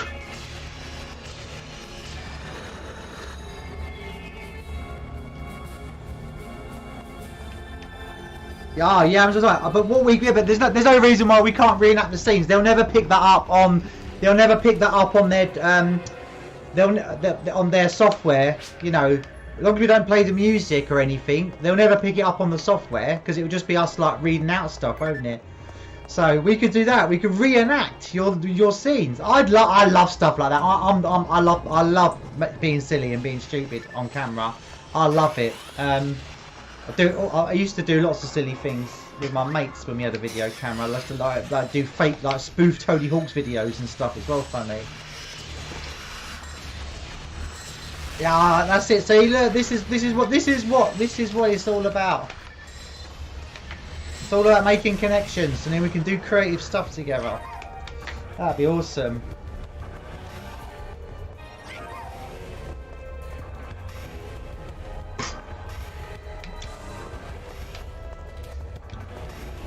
I've got a better idea. I've got a better idea as well. We should see if maybe see if Trista's got the time, because I know Trista likes doing silly things like that. Maybe if Trista's got the time as well, we could all like sort of do it. We could do it on the radio show together. Like I could like play the Archers music or something, but like then say it's like the Star Wars show or something. I can make something. You can make it proper comical.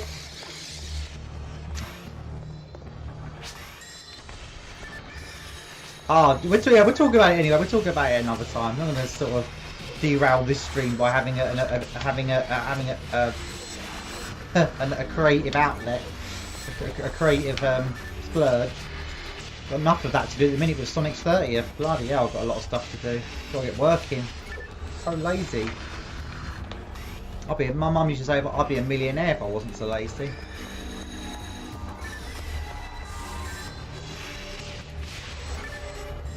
Oh, I've desynced on the game, damn it. Oh.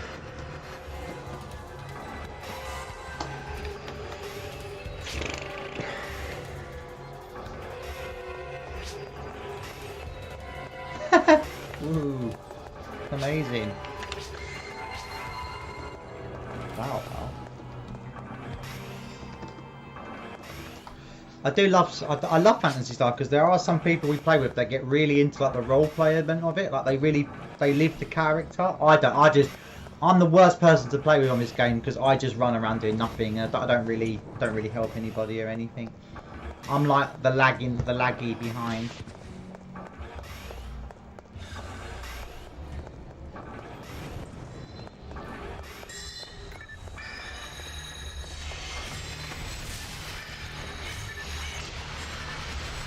Da da da da da da da da. A little lady, a little lady, a little lady. Oh, I tell you what, guys. I tell you what's good. Do you want to hear the Xenocider soundtrack? Xenocider's a new Dreamcast game out. I might turn down the music on this, and I'm going to put on the. Oh, I better keep up with my clan. I'm going to put on the Xenocider soundtrack because it's really good. I'll do it in a minute. I'll do it once I get to a safe spot on this. Because the sounds of the music on this isn't the best. It's good, but it's not that invigorating. I know I can put that on without getting copyrighted.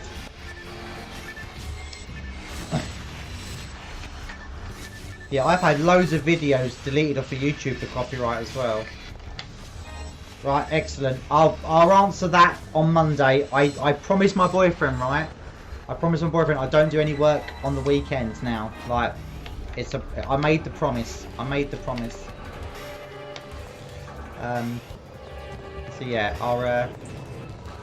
I'll respond on Monday.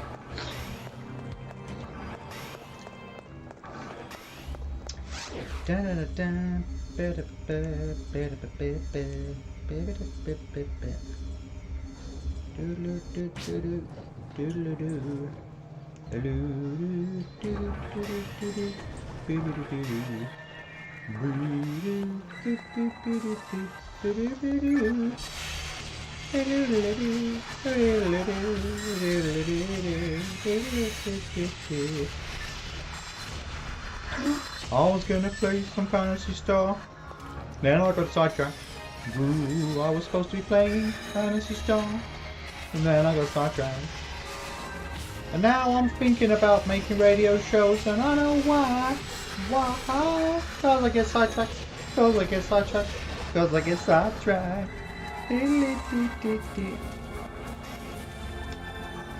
No, do you know what? My boyfriend, he works really hard during the week. Like he does a lot of stuff. Runs his own company, another side business thing. He does lots of things. He's a real doer, But he's not a creative doer. He's an electrician and he does other things. It's all very practical stuff, right? And he won't mind me saying, but he's not like the most creative of people. Like, you know, he wouldn't sit there and write a book or, you know, write a song or something, like, you know. But he's very practical and very hard working.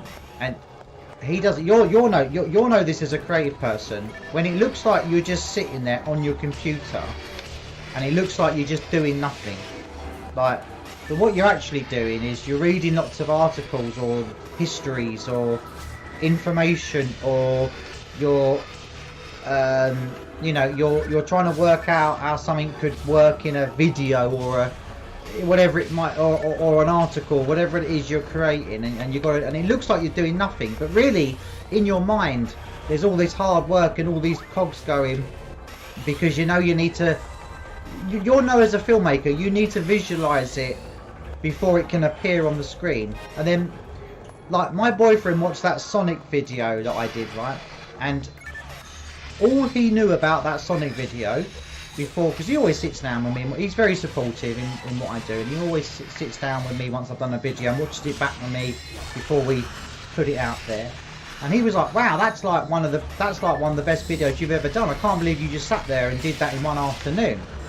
And I said to him, I didn't do it in one afternoon. He goes, yeah, because I've seen you, because he's been rewiring our house. He goes, I've seen you. You got your camera out about 3 hours ago, and you've done all that, and you've done da da da da da da da da da. And I was like, no, I've been thinking about that video for 4 days, and I've been planning. I've been watching the video in my mind for 4 days. Exactly how I want it, and exactly how I'm going to say it, and exactly what I'm going to do, and the style of it, and what I'm going to need, what B-roll I'm going to need, and all this sort of stuff. And he was like, oh really? I'm like, yeah. It's like when you say I'm just sitting there doing nothing, I'm lazy, there's this inside stuff all going on constantly. You know, working it all out. Yeah. But he don't see it like that. But that's all right, because you know, he's a practical worker. Yeah, and that's fine. It's different. It's okay. You know, it's.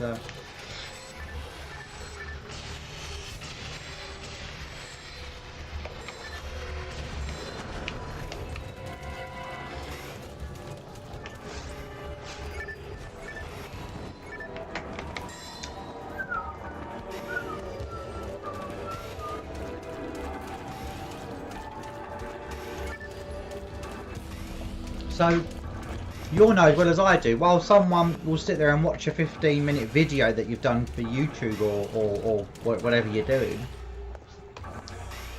you know, I think a lot of people don't realise that sometimes just that 10 minutes, it might seem like it's really simple, but it could actually be like many days, weeks. Like my latest documentary, it's only 39 8.5 minutes long, but it took me 4 months.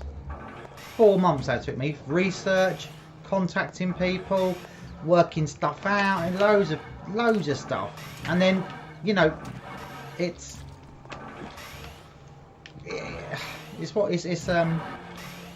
good that people just get to see the finished product without having to see all the stress behind it.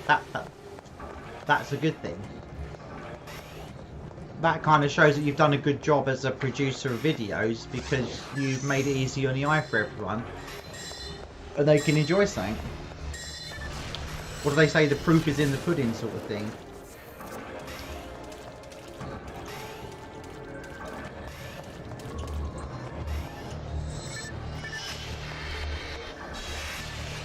Oh, bloody silence clause. Go away, you dumbhead. Oh, God, I hate these flowers. Go away. Oh, there you go. Got it. You got it. Cold, cold, cold.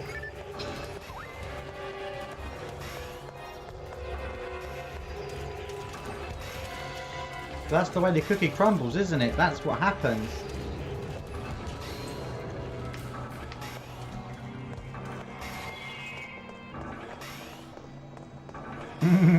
Hi, Chief.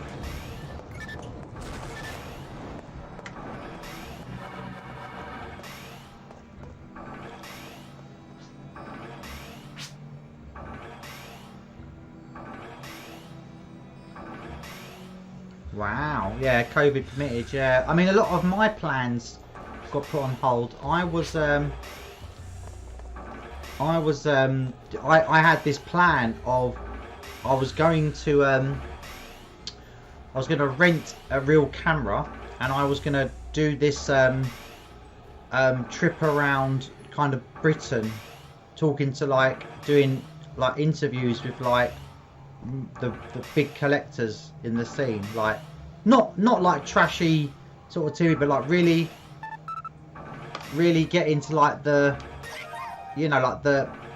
really get into the reasons why they want these huge collections of video games. Why aren't they just content with 1,000 games or something? Why have they got tens of thousands of games? And it's not really about their collections. It's about them, as people, and what drives them to want to spend all that time, effort and money and space in their home, and how does it affect their family life, and like a real documentary about collecting as an obsession. When collecting becomes more than a hobby, and it's becomes almost like a lifestyle. But yeah, COVID hit, and luckily I didn't rent out the camera and spend all that money on leasing a camera for a year and all the sound equipment and stuff, because yeah, that would have all been a bit oh dear, this is just costing me money. I was thinking of doing it on a Kickstarter, but I thought I'm not big enough of a name. I don't know if people would trust it. So I was just going to kind of then release it as a, what's that one called where you can upload them and it costs £1 to watch? Is it Vimeo or whatever it is? People can subscribe and put £1 on to watch the video or whatever, and then I was gonna see about getting it on a DVD, and I was gonna get really into it. Maybe do a bit of a Kickstarter as well for it. But yeah, I'm glad I didn't start doing all that last January, February, because lucky I was lazy actually. Lucky I was lazy, because I would have, if I'd been on the ball, I would have been leasing that equipment in February, because I started to get a few of the interviews lined up. And I would have obviously travelled around the country, and I would have done it all, and all that sort of stuff. So I'm glad I didn't. That could have been a disaster for me. Silver linings and all that, I suppose. Maybe one day I'll get to make a proper documentary. I couldn't do like what you do. I was going to premiere at Comic Con. Oh yeah, Comic Con's great, right? With me and my boyfriend are quite fortunate. We know someone that runs not high up, but one of the workers that does all the banners and that for it and everything, and for all, not just Comic Con, but for all the shows there, for all the stuff they do. And every time we want to go to something, he can just literally let us in the back door. Literally, we go around the side and he'll be like, right, follow me. And we can literally go in the back door and never have to pay like the 50 quid or whatever it costs to go in there. It's well good. But yeah, this is it. You don't even know you'll be able to film yet. Yeah, this is it.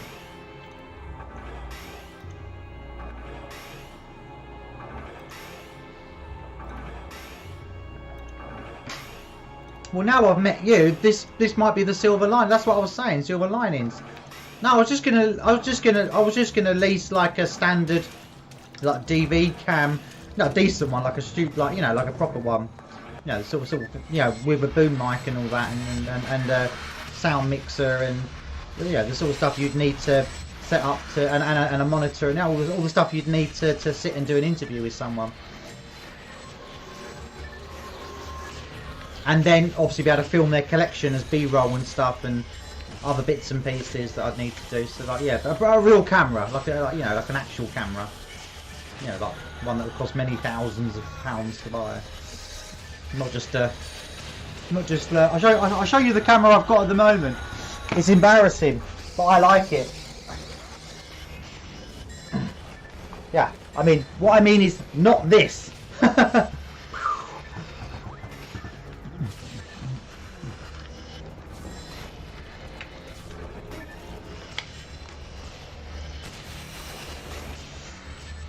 Yeah, well that's it. You've got a production company. I'd maybe when lockdown finishes, I might have to say to you, can I rent the equipment off of you?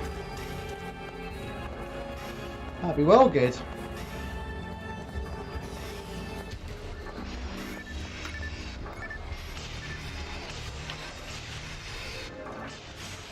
That'd be awesome. Might have to, yeah, I might do that, you know. I might do that. But still, like you say, COVID permitting, isn't it? I mean, it's all up in the air trying to go and do stuff. The game shows as well. I used to, well, I will do when they restart, but obviously all the reporting on the game shows and that. I used to love going to the game shows, interviewing the people that put them together and all that, and miss all that so much. Miss doing all that. Okay, that's good. I'd make documentaries. Well, at the moment they're just YouTube documentaries, you know, like. but yeah, once we can go out into the world again, I'm going to be making I've got some big documentaries I want to make. I want to interview the guy that made Heroes of Might and Magic. I've got a thing about that.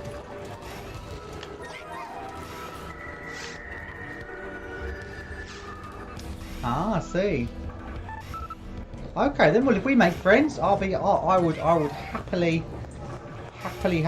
borrow some cameras. Or a camera and a what's the name? A sound mixer and mic and that.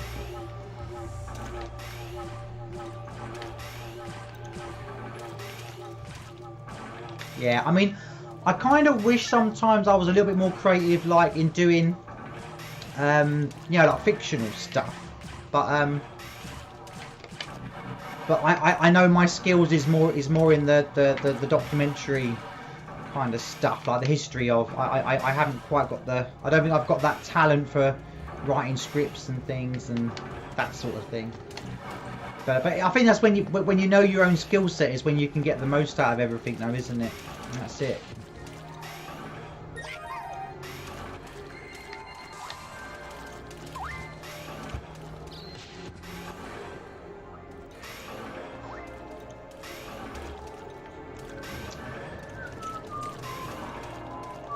What's the time?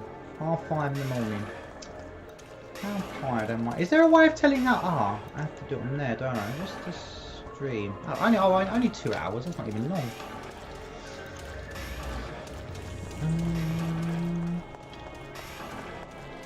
Yeah, Retro Unlim. Yeah, of course I know. Yeah. Oh, well. Oh no, I'm so mentally challenged. I did a panel for you, didn't I? I did a panel for you. In the summer, or no, maybe like autumn, wasn't it? Oh god, I'm so mentally challenged. How embarrassing. Oh god, I feel like an idiot now.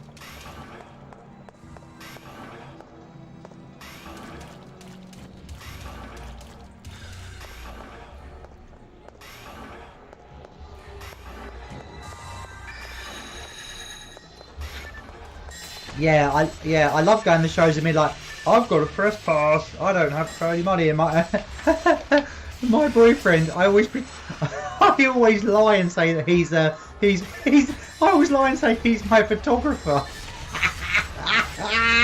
And and then we get in there, so he gets a black band as well, and then he just goes off and plays all the games and does whatever, and I've got to go and work. He's cheeky.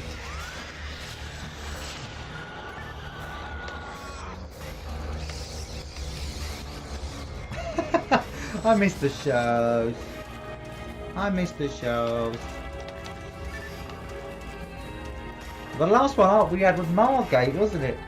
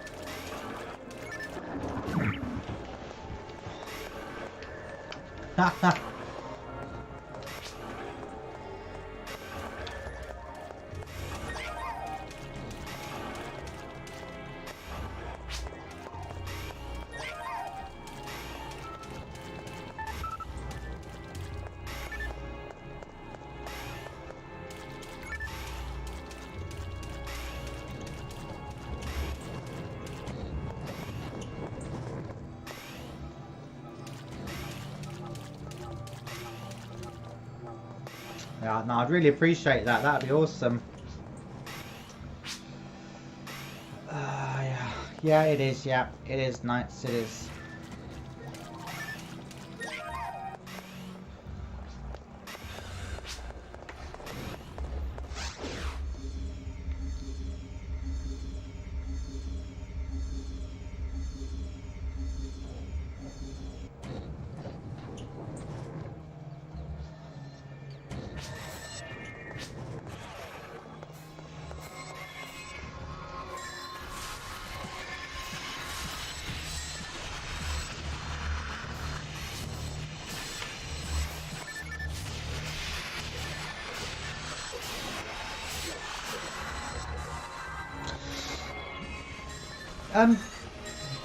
Any guys out there who watch a lot of streams on YouTube? Is there a way of like on Twitch you can do this thing called a raid where like I can pass all my viewers over to another person that's streaming live?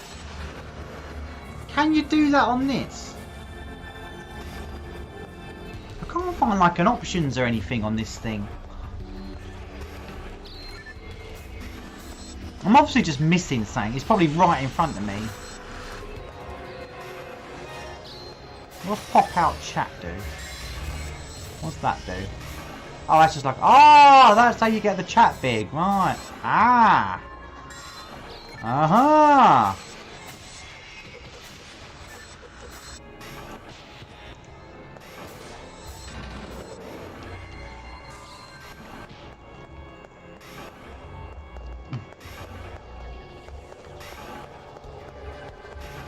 Yeah, that's right, it's those guys, yeah, it's all those, yeah.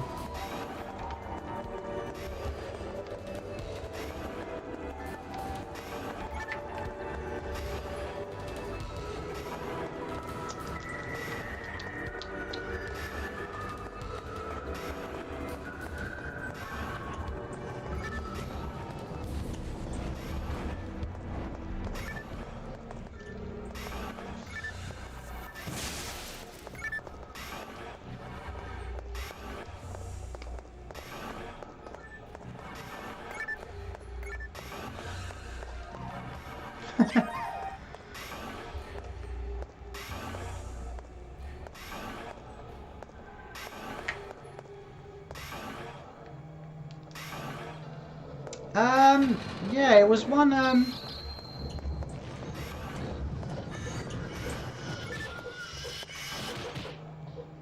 Yeah, I was on it as well. Yeah, it was Trista was, yeah, Bex was sort of hosting it, and it was Tamara, Kim, me, and Lady Zeka. Yeah, I was there. Yeah, I was on it. Well, either that or I just completely and utterly imagined it. No, I did. Yeah, I did. I think I was the last. I think I was like a late entry because maybe you needed another person to balance it or something. I don't know. It was fun. It was nice.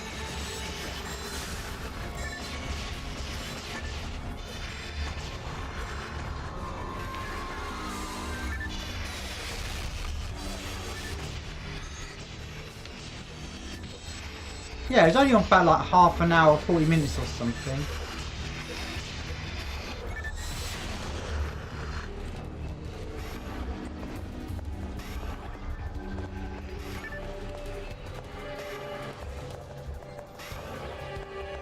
Yeah, it wasn't no, it wasn't live like as in it wasn't live as in like in person. It was online.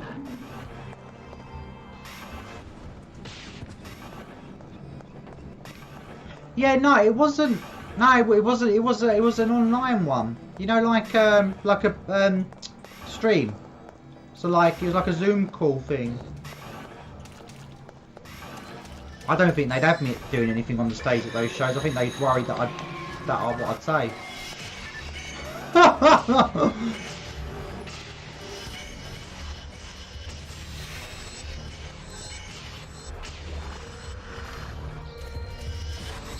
That's right, yeah, someone couldn't make it, so yeah, that was it.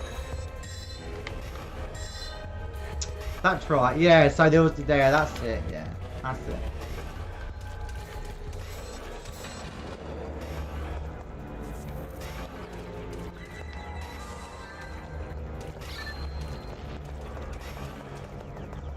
Anyway, it was just a nice, I think it was just a like, lockdown thing, wasn't it, like just to give people something to do.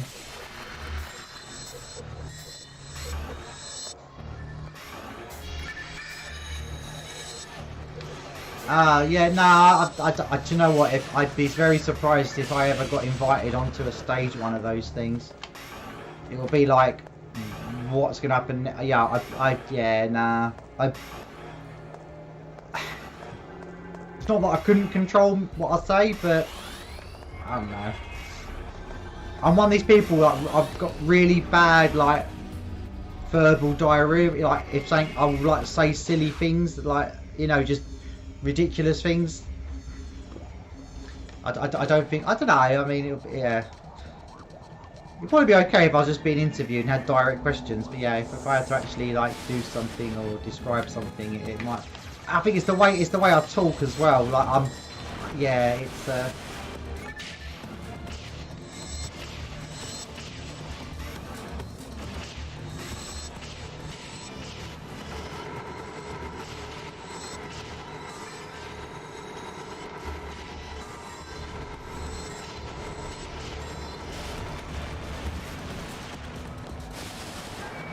that's one dead boss.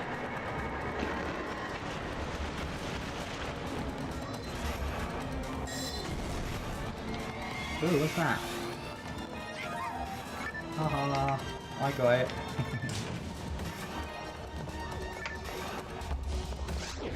Yeah, it was good. Yeah, I mean, I think I'm better at the person reporting on events and stuff rather than running events and being involved in them. I'm better at being I think what I'm trying to say is I'm better at being a freelance because I have an opinion. So like, you know, like what Bex does, like, you know, you've got to kind of you're kind of doing it for the company. It's all got to be above board and proper, and yeah, which is great, and that's Bex's skills. I think for me, is that I prefer to be able to, I prefer being like sort of independent of stuff, so I can give an opinion. So if an event shit, I can say the event wasn't very good because. Whereas like if Bex is performed on the stage, it wouldn't be very right of her to do that. Do you know, see what I mean? It's a difficult one to explain, but I like my independent. What's the word I'm looking for? Like, I don't know. Oh, I don't really. There's no, yeah, no point really saying anymore. this is the sort of thing why I get trolled on YouTube. I start talking about things like this where it's like really controversial and that, and then I'll stop. This is.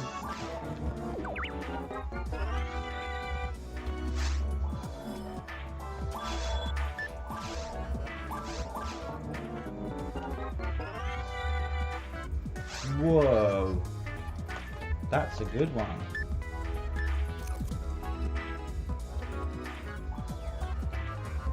Knights, are you on the stream? Can you hear me? Hey, Knights.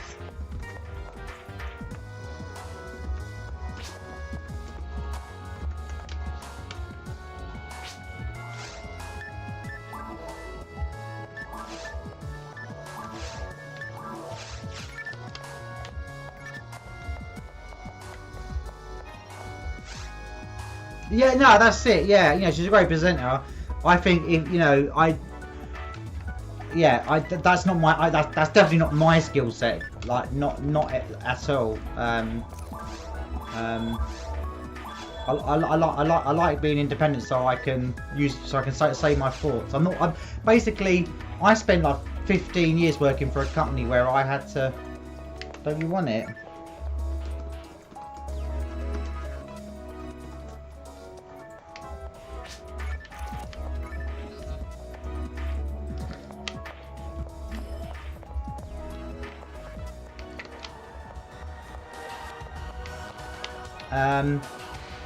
Yeah, so like, you know, I think I prefer just being like retro faith on my own.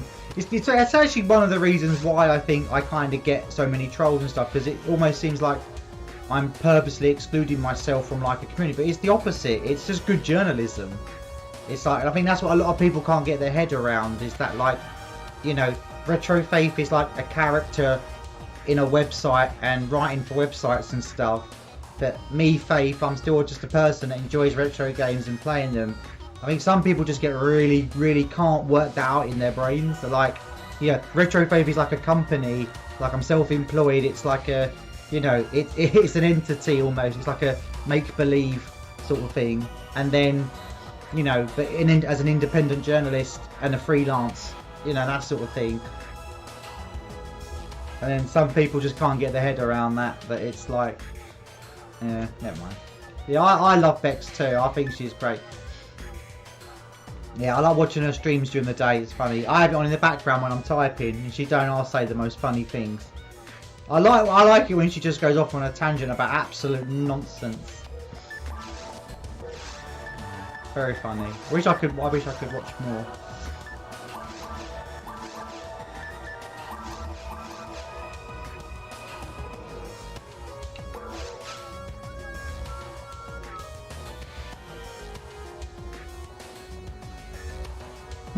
Hey, stuff. I like stuff. Oh, defense material, nice.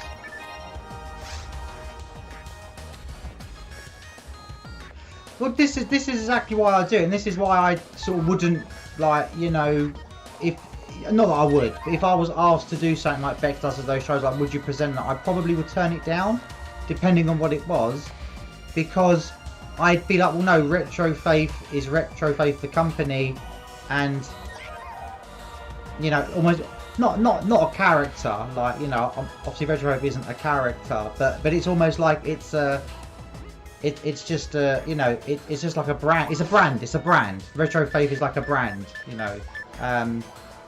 It's you know, that's it, and yeah, it's independent. It'll always be independent. It's not going to be associated with this. Obviously, I work with people and I do lots of collaborations and stuff. That's and I write and I do guest pieces for other stuff and that. But yeah, but like, it wouldn't be, you know, it is what it is. But the point is like, I think some people, especially on YouTube, and so I'm probably going to say it now. I'm going to sound controversial when it's not meant to be. It's just the reality. It's like, some people can't detach that me, Faith Johnson, as a person, runs a company or a brand called Retro Faith that does lots of different things. You know, has art, like, you know, has a website, has an import sales business. You know, do some YouTube videos and stuff like that. You know, almost like, you know, as a brand. And then I'm also just a person that likes playing computer games, you know, as a person. And I don't dislike people or anything. And when I'm writing about something or I'm giving an opinion on YouTube, it's as a journalist, you know. And I just think some people, I just think some people can't, for some weird reason, don't think it's right that someone should be a YouTuber or on YouTube and have that kind of job. It's just bizarre. It's just bizarre. But hey ho. Hey ho.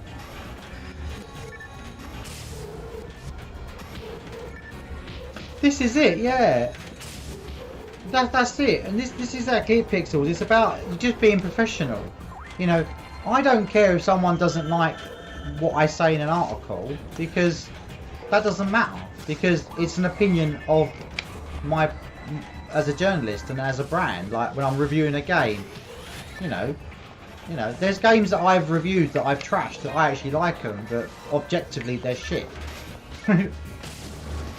So it's like, you know, and but you know, it's, some people just can't sort of detach themselves from, people are allowed to be journalists and their job as journalists is to report on things, and they need to be honest. That's how you keep your credibility. But some people, I'm not pointing out YouTube people because it's not fair, but it happens a lot to me more on YouTube when I basically just put out a video about something, and you know, and I say at the start of the video, hi, it's Retro Faith here, as in like the brand, the character kind of thing, like, you know. And I just think they just can't detach, that they can't sort of understand that. It's almost like I kind of almost have to say at some point that Retro Faith, you know, is like a, but I shouldn't have to, because people shouldn't be that thick, really. Sorry, I know it sounds horrible, but they just shouldn't. But, and I shouldn't have to explain myself either. I shouldn't have to explain what my company, I have to constantly on YouTube explain what I do for a living, which I find really weird that people are so interested in how I make my money. I find it weird. So apparently having adverts on your website to make money is wrong, apparently. Or working with other companies to sell their products that you tested is wrong, apparently. But this is just a big wide world, people. I'm sorry. This is how modern internet works. I just think a lot of those people that troll me about that stuff, I just personally think they just hate their jobs and they're just jealous that I get to see them play computer games all day and then write about them and make money from it. I don't mind saying it. It makes me sound really arrogant, and maybe I am, but I think that's what a lot of it is.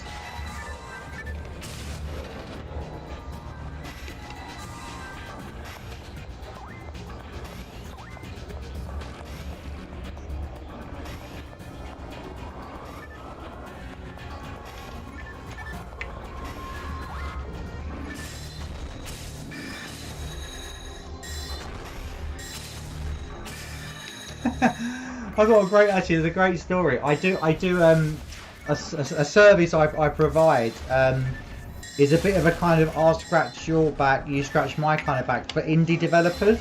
But you know, anyone that's sort of met an indie developer will know that their biggest struggle is getting their game in front of people, so there's a chance that person will buy their game or whatever. So I do this thing for the indie developers where I will promote the crap out of your game. Like, yeah, absolutely promote the hell out of it for like a week or two, or depending on what we agree, and I won't take any money from you. But what I will do is, what I do want though, is a load of review codes, you know, that I I then can give away as giveaways on my stream on Twitch.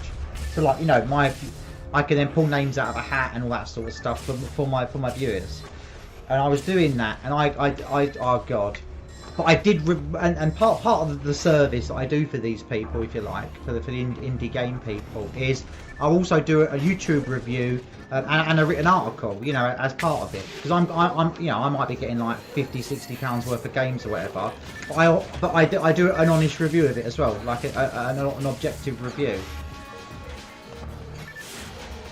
And some of the people like that, my trolls that come on think sort of cottoned on to what was happening. They're like, oh, So you gave this game a good review, but only because they gave you loads of free review codes now. They wouldn't let it go. They just wouldn't let it go.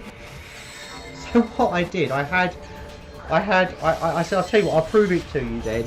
I've still got one of these review codes left because one of the people that won on my stream didn't get back to me or whatever with an email address to say whatever, and it was still hanging around, and I don't think the person really cares.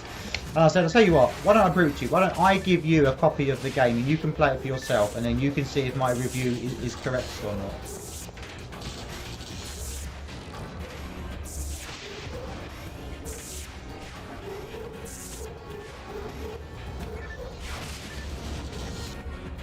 Yeah, I mean, the difficulty thing is that I like doing the YouTube videos because they're fun, and it's a great way for me to practice doing documentaries, which is eventually, as a sort of journalist, what I want to do. I want to eventually, you know, COVID and all that as well. I want to start making real documentaries about retro video games, but more about the people of retro video games, not just talk about, you know, not just like talking about retro video games, actual, you know, the people behind it sort of thing, no, the story. But yeah, so like, you doing YouTube is a great way to practice that, you know, to practice how editing works a little bit, and sound and all that kind of caper. But yeah, some people just can't detach themselves from, you know, that I make money from video games, like as my job as a game journalist. But I also happen to make YouTube videos as well, and just, you know, because I want to.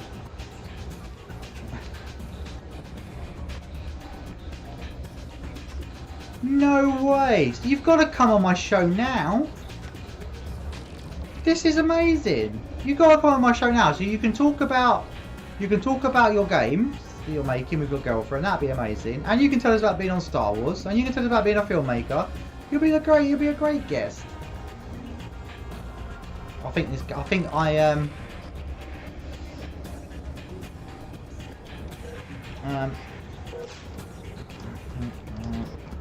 I'm going to call it a morning. Is it 6 o'clock yet? Oh, my boyfriend be. Oh, it's 20 past 6. Right, that's alright. I've killed enough time.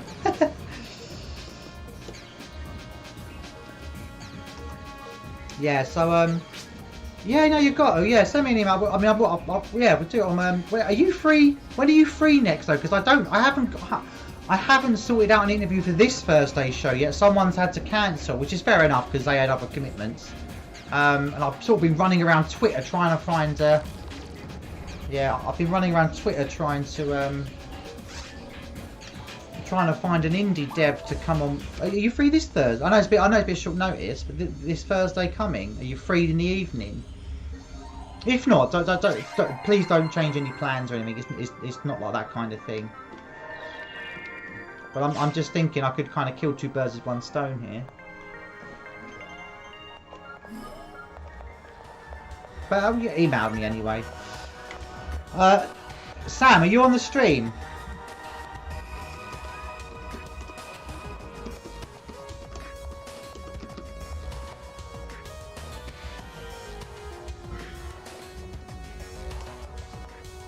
Cool. Right, you're my. Cool. We'll do that then. We'll do this Thursday then. If you're not busy, I don't want to put you under any pressure. Yeah, it's locked in. This is the great thing about being able to do interviews with people at the moment. Is everybody is free. Yeah, but because it's a live show, sometimes people aren't always free. Sam, I'm gonna say good night, good morning, good night. There's a bit of a delay. Alright, okay. Guys on the stream, thank you very much. I am going to go now because I think I've been streaming for a couple of hours, haven't I? And 2 hours 41 minutes. I'm going to end it there. Thank you very much. I've had a lovely time. We made some friends. We've made a connection, and we're going to have some nice content put together for that. Nice to meet you all. If anyone is still listening or not listening, I can't really see. But I'll see you all later. Thank you very much.